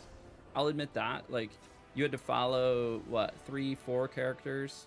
There was the 2 main characters, but then you broke off and like did other characters as well. So they're just running mono red aggro. I think we keep where we at. And so that got a little disjointed, but I think overall it progressed the universe. It was a good story. I mean, I cried a couple times. I thought the story was really good. I'm not going to do any spoilers, but I cried a couple times in a couple key moments in there. So that was good. I liked it. What draws you towards more aggro decks or more mid-range or more control style decks? I just didn't like the whole elite part of the campaign, or Ellie part of the campaign. Yeah, Ellie. I'm trying to think about Ellie's campaign.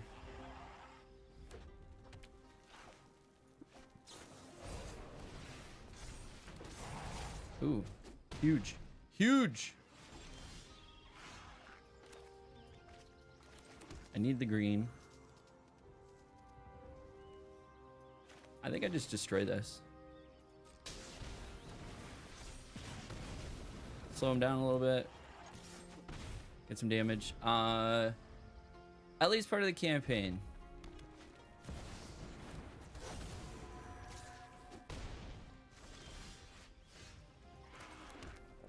I'm trying to think, was there anything I really didn't like about it?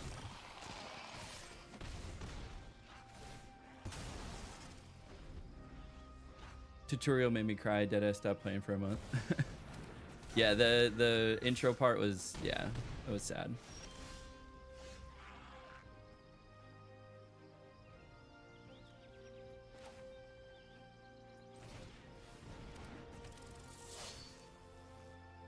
So that'll make it 3-3. So I can block both of these, but then it's gonna, I'll kill both of them, but then they're gonna kill me.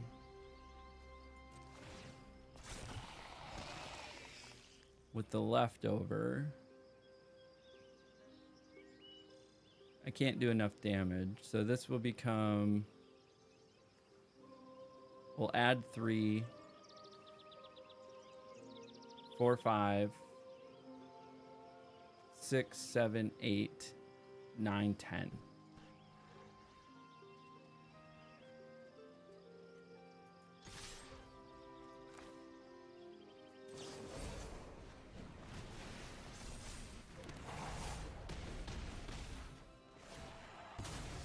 Just not gonna be enough. They got it. Screaming Nemesis strikes again. Oh, unfortunate. 0-2. Yoshihiko. Just getting beat out. We're actually, people are going under us, which is crazy. Yeah, the opener cry, I cried. I'm for sure. And I went I think you play with Joel right after that. I went apeshit and killed literally everybody. So I beat both of the games on the hardest difficulty, which is kind of funny because you literally, in order to beat it on the hardest difficulty, you have to use speedrunning tactics to get through a lot of parts, because like you don't have enough resources to kill everything in The Last of Us 2 and 1. So you end up having to do like, what is optimized pathing? You have to like distract and then sprint through, or you have to like set a trap, stun a bunch of people, and then just like plow through them, or like literally just run through a room and hope you don't die. So you're like running slaloms and like just like there's a doorway, so people are at the doorway shooting you, and so you like run behind like the wall and then like duck in and around the wall and then like up and around. So you have to use like speedrunning pathing and tactics to try to get through a lot of areas on the hardest difficulties, because you just literally do not have enough resources. I tried killing everything and you can't do it.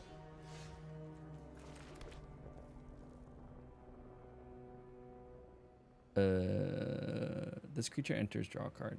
Okay. Helpful Hunter. It's a 2 mana 1/1 with draw a card. Like, that's pretty good. Oh, they went with the mono white cats deck? Oh no.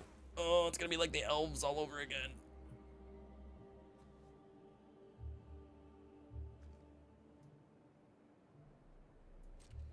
I'm gonna have to start destroying some stuff. Go to the end step. Questing Druid. Resolve. Okay, my turn.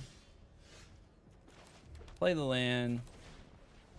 Play this.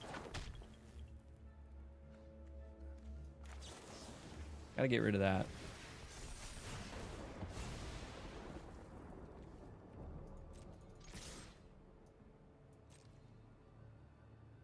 they gonna block one?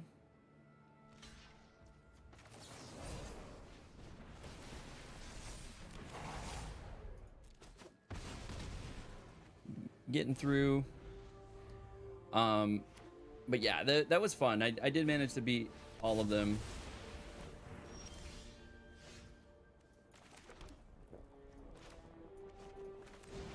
Play this, and then this because it's red. Make the questing druid nice and a little 2/2 here, getting in for 2. We'll play our third land. We could torch the tower something small, or double torch the tower if it's bigger. And then that'll trigger that twice. Okay. Oh, nice. So land. Get rid of these lifesteal things. Oh, cancel. Get rid of that lifesteal. And then we still have enough to play Manifold Mouse. Giving this. Yeah, double strike is what it would need to be. Okay. That worked out. Torch the tower might come in.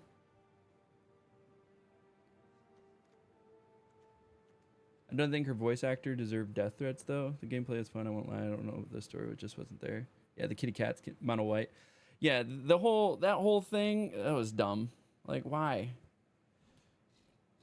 Are people going after the actor? Like, generally, if the emotion that you can stir up with viewers is so strong to generate that kind of reaction, like, one, kudos, because, like, you did your fucking job. Like, you stirred some emotion. Like, who was that prince in Game of Thrones? I never watched Game of Thrones, but the whiny little blonde-haired dude that everybody just fucking hated, just, like, seething hated. I'm like, good fucking job. You did your job. Like, you made people feel something. They were polarized. They absolutely hated you. Like, and they hated you because you were so annoying. Like, you were just so, like, you did the role. Like, everybody just hated the character so much that they ended up hating you. And so I think it's a similar thing with actor. I don't know. I think I almost keep this. Actually, maybe because all right, let me drop one of these. Let me drop one of these. Let me drop one of these, and we're gonna put some of these in here. And I think a lot of that same stuff happened with the Last of Us actors. Like, I think they did a really good job, and then people hated the character so much in the game. Like, it betrayed their character. It was like, it was who they wanted. And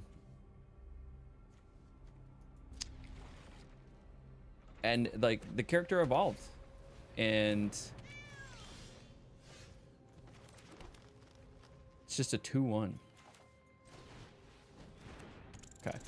And so yeah, it got a visceral reaction out of people, and so I think she did a really good job, actually. The story may have been not where people wanted it to be as well, which is another aspect of it.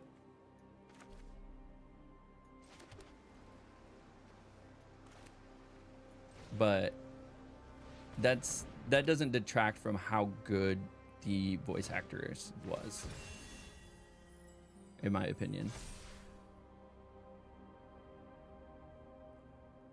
Not to mention Joel just gave up on his own beliefs for no reason, and everyone was mad about that. Yeah, that one was a little... That one was a little tough. Swinging for 3. You can come back at me for 2, We're gonna play a Manifold Mouse next. We got rid of the enchantment, disenchant. This person's like playing all new cards. Pacifism. Solid.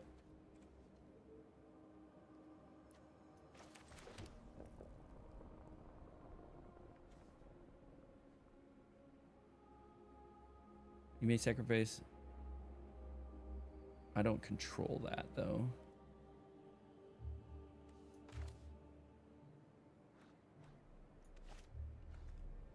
I think we just do this and then next turn we play the mouse with an offspring. And then we play another mouse with an offspring. We got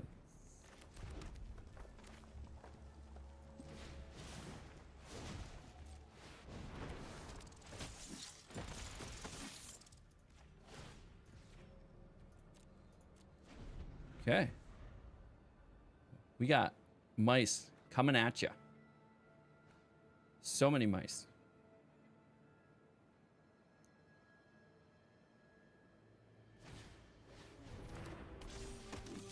Okay. This can't attack or block, can it? Nope.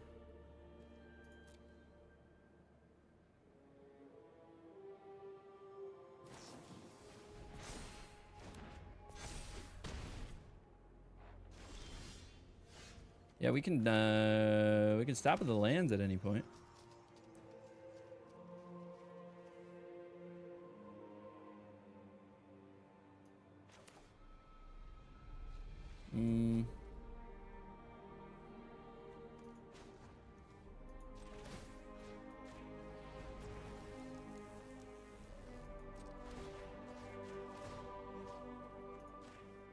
Double strike, trample.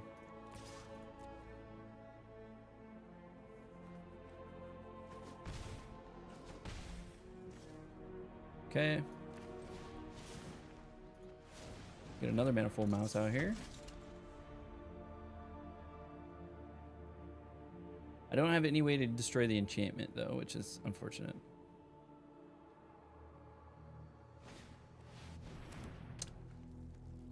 Created 2/2. Interesting. Hey, buddy.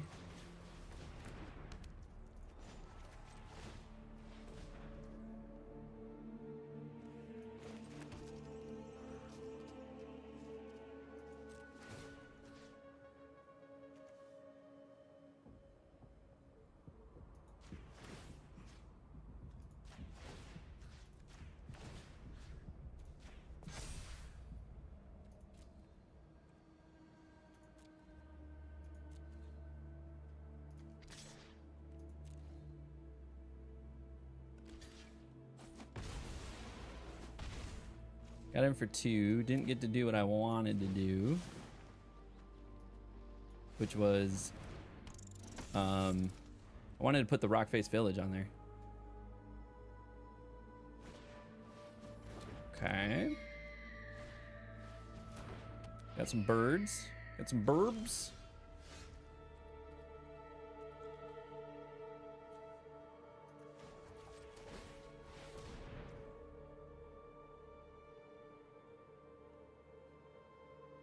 All right.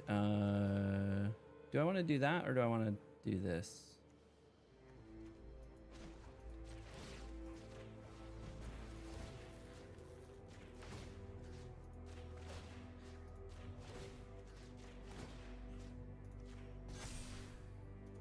Double strike, trample, double strike, double strike.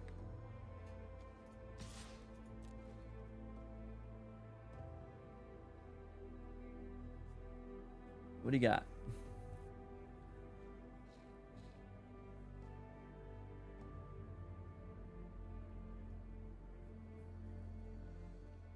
I'm coming in for 10.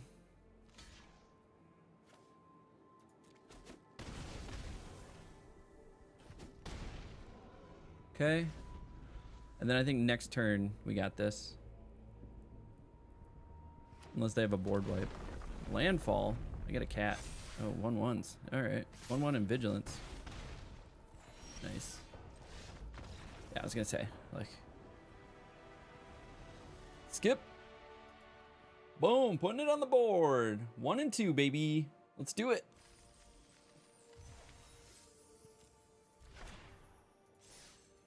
All right, let's keep cooking. Let's keep cooking. Need another win.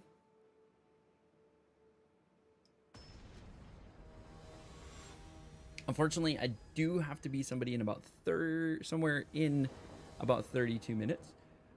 So depending on how fast these games go, we might have to do a cut and then come back. Let's go on a run. 3-4 wins. Yeah, I like it. We would need 3 wins because we're 2 and it's 5 games. This the draft? No, it's a standard event. So you can buy into a standard event, which is 5 matches. Each of them are best of 3.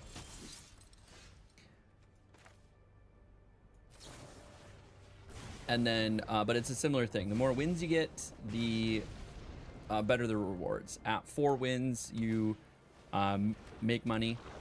And then at 5 wins, you obviously get the most. So 750 gem buy-in, 4 wins gets you 800, and then 5 wins gets you 1,000. So interesting. A Boros poison deck.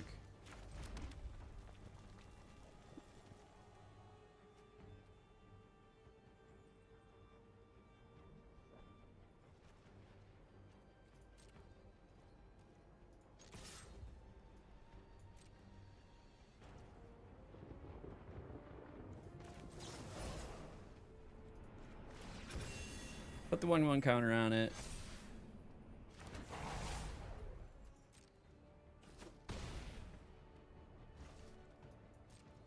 Boom. We got a spicy meatball now. A spicy meatball. And then we got this too to protect it. So if they have some sort of like kill spell, we can protect it with Snakeskin Veil.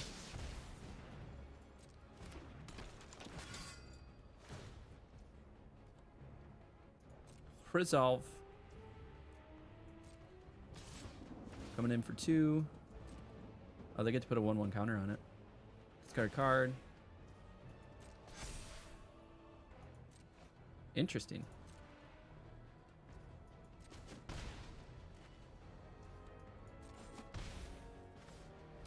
Okay. Nice.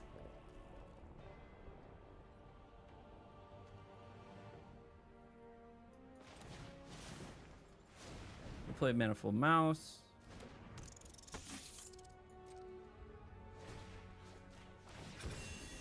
I'm coming in for 8, baby.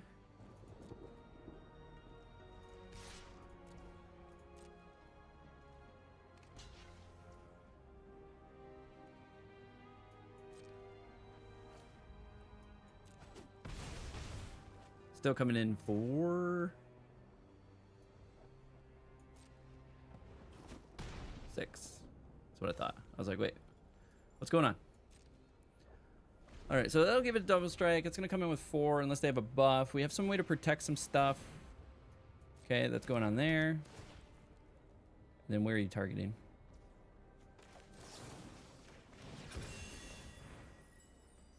I'll make you bigger yet again.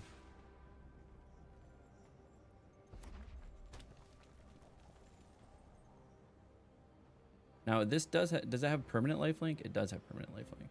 So it's going to get a bunch of health.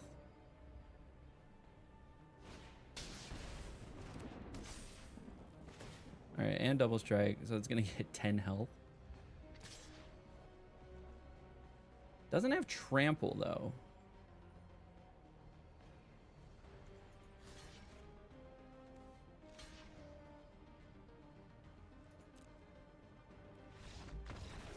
Yeah, that's what I thought. That's what I thought. You didn't have trample, bud. Also, interesting enough, they kind of showed that they have an enchantment deck. So we should throw in some paw patch formations. Maybe drop the torch the tower, scorching shot, and a shock. And then maybe trim these 3 and then throw in some Urabasks. Keep the pressure up. But if we keep getting fast matches like this, we might be able to finish the whole thing. All right, all right, all right. We'll keep it. It's a lot more control.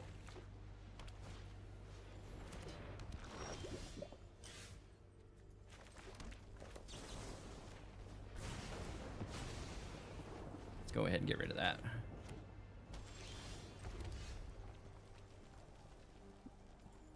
Put a stop at their end step, and I'm gonna play a questing druid.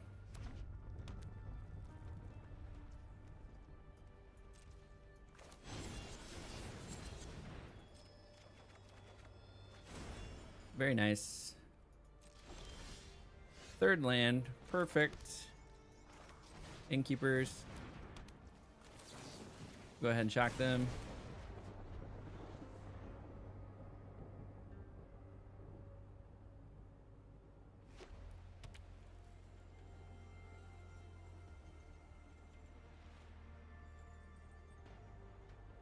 What do you got?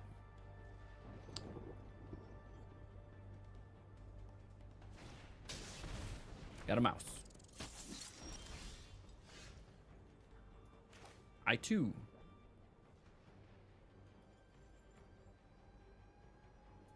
Have a mouse.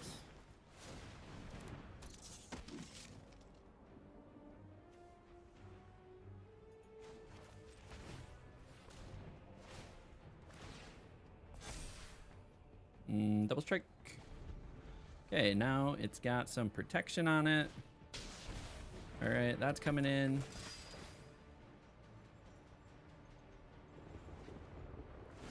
They're discarding a card, giving that. Plus 3, no blocks. Okay, we'll take another land.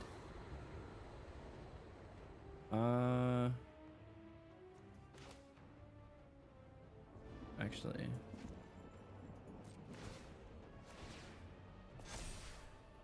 Double strike.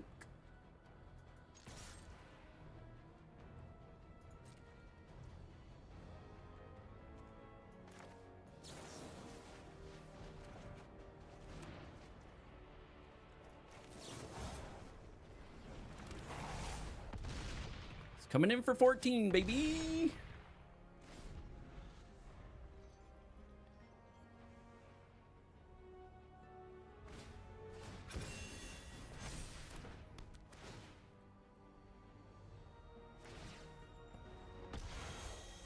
Gotta pay the ward.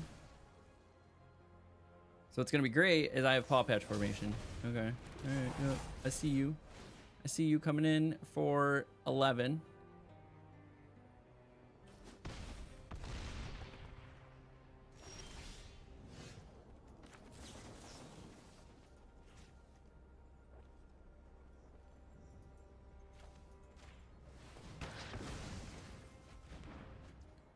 Very nice.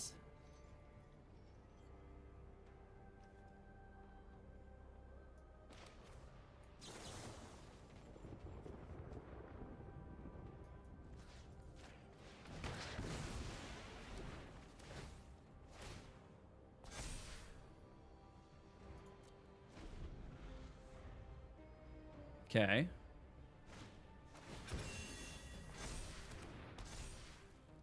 It's got first strike.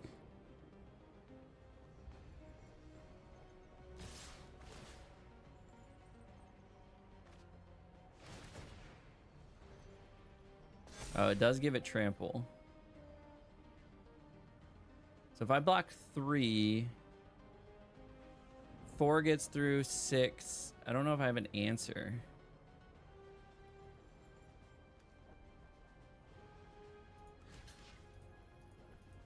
I mean, we gotta try, right?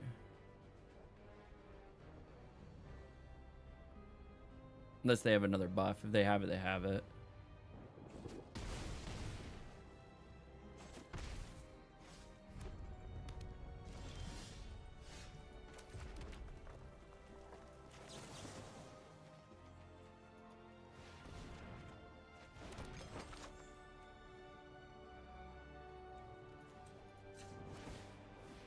Not enough. Okay. Anything we would change?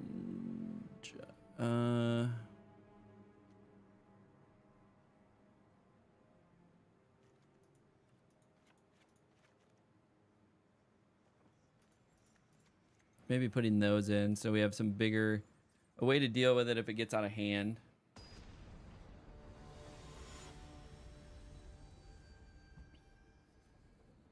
And it's still removable. Okay, we'll keep it. We'll keep it. We got a mouse.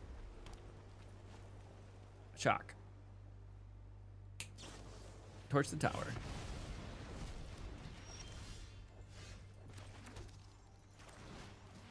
Got another mouse. Still coming in for 2. Another torch the tower. Gotcha. How about this? How many of these you got?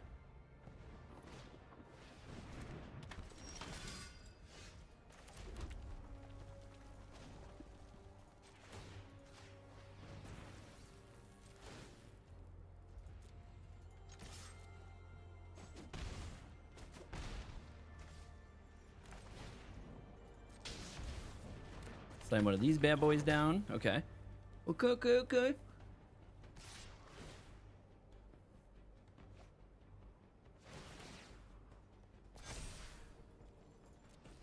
No box. Manifold mouse.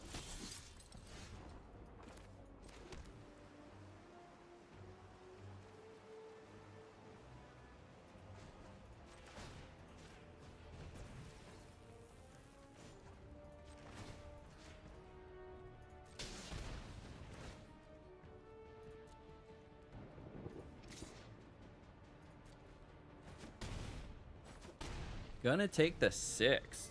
Interesting.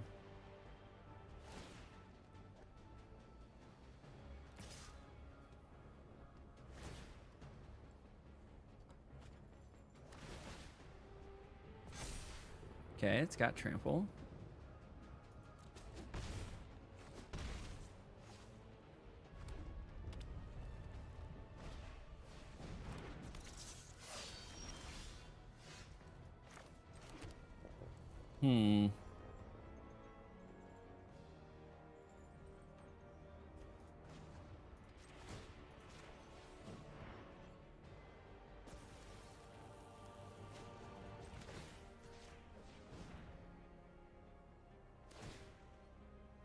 Double strike.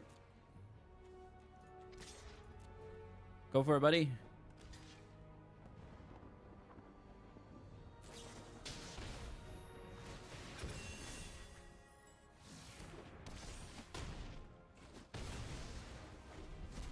Okay, that mouse is taken care of.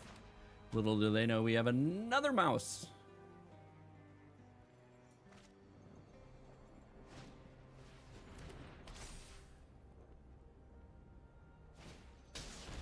Ooh, and a shelter by ghost. Nice. Oh no, they got it. They got it. Oh no.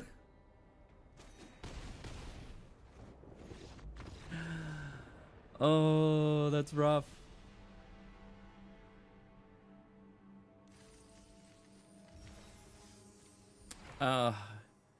Unfortunate.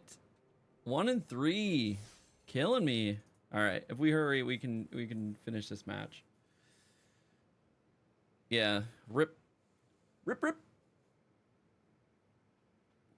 So that took us 12 minutes.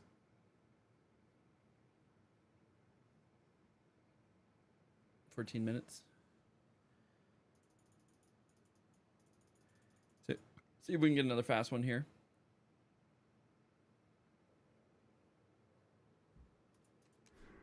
Actually, just to be safe,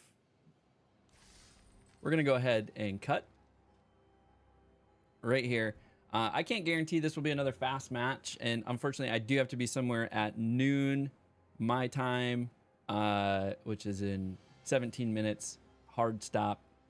So I appreciate everybody hanging out. If you're hanging out and you haven't done so, consider following. If you're on Twitch, liking, subscribing, leaving a comment. If you're on YouTube, this playthrough will be finished up and posted to YouTube on Friday.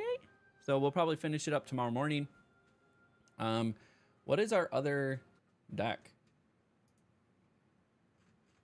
What did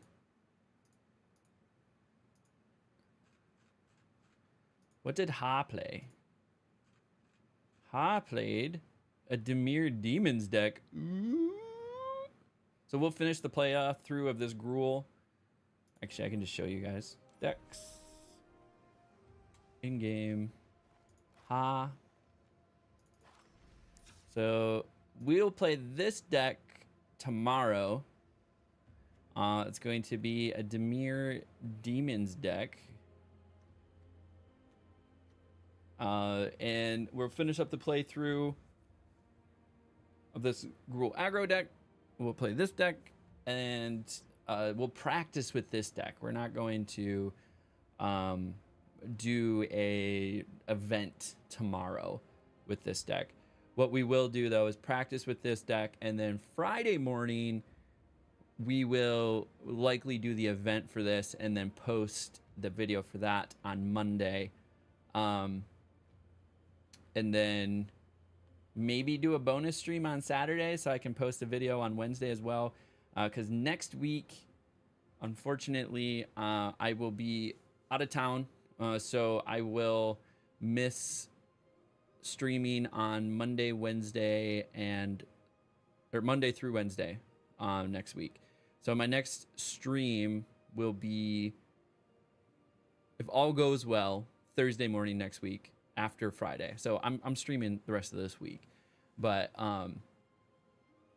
it depends. If my flight gets in late on Wednesday, a bunch of shit could happen, and I'll be too tired and not be able to make it. So all that to say, shout out to the new followers. I appreciate you, and the new subscribers. I appreciate you as well. Garen, huge shout out to you. Thank you for the sub. I appreciate all the support, and I will catch you all tomorrow morning. Same time, same place. I will be trying to get on earlier. I struggled a little bit getting on. I think I got on at like 9 Eastern today. I usually try to get on no later than 8 with the target. Believe it or not, the target is 6 a.m. Yet to make a 6 a.m. stream. That means I would need to be up at 5:30, take a quick shower, get dressed, get on the stream, get everything booted up, get everything organized. But have yet to make that happen. So maybe tomorrow. Maybe tomorrow's the day. If we get in at 6 a.m. tomorrow, let's check this.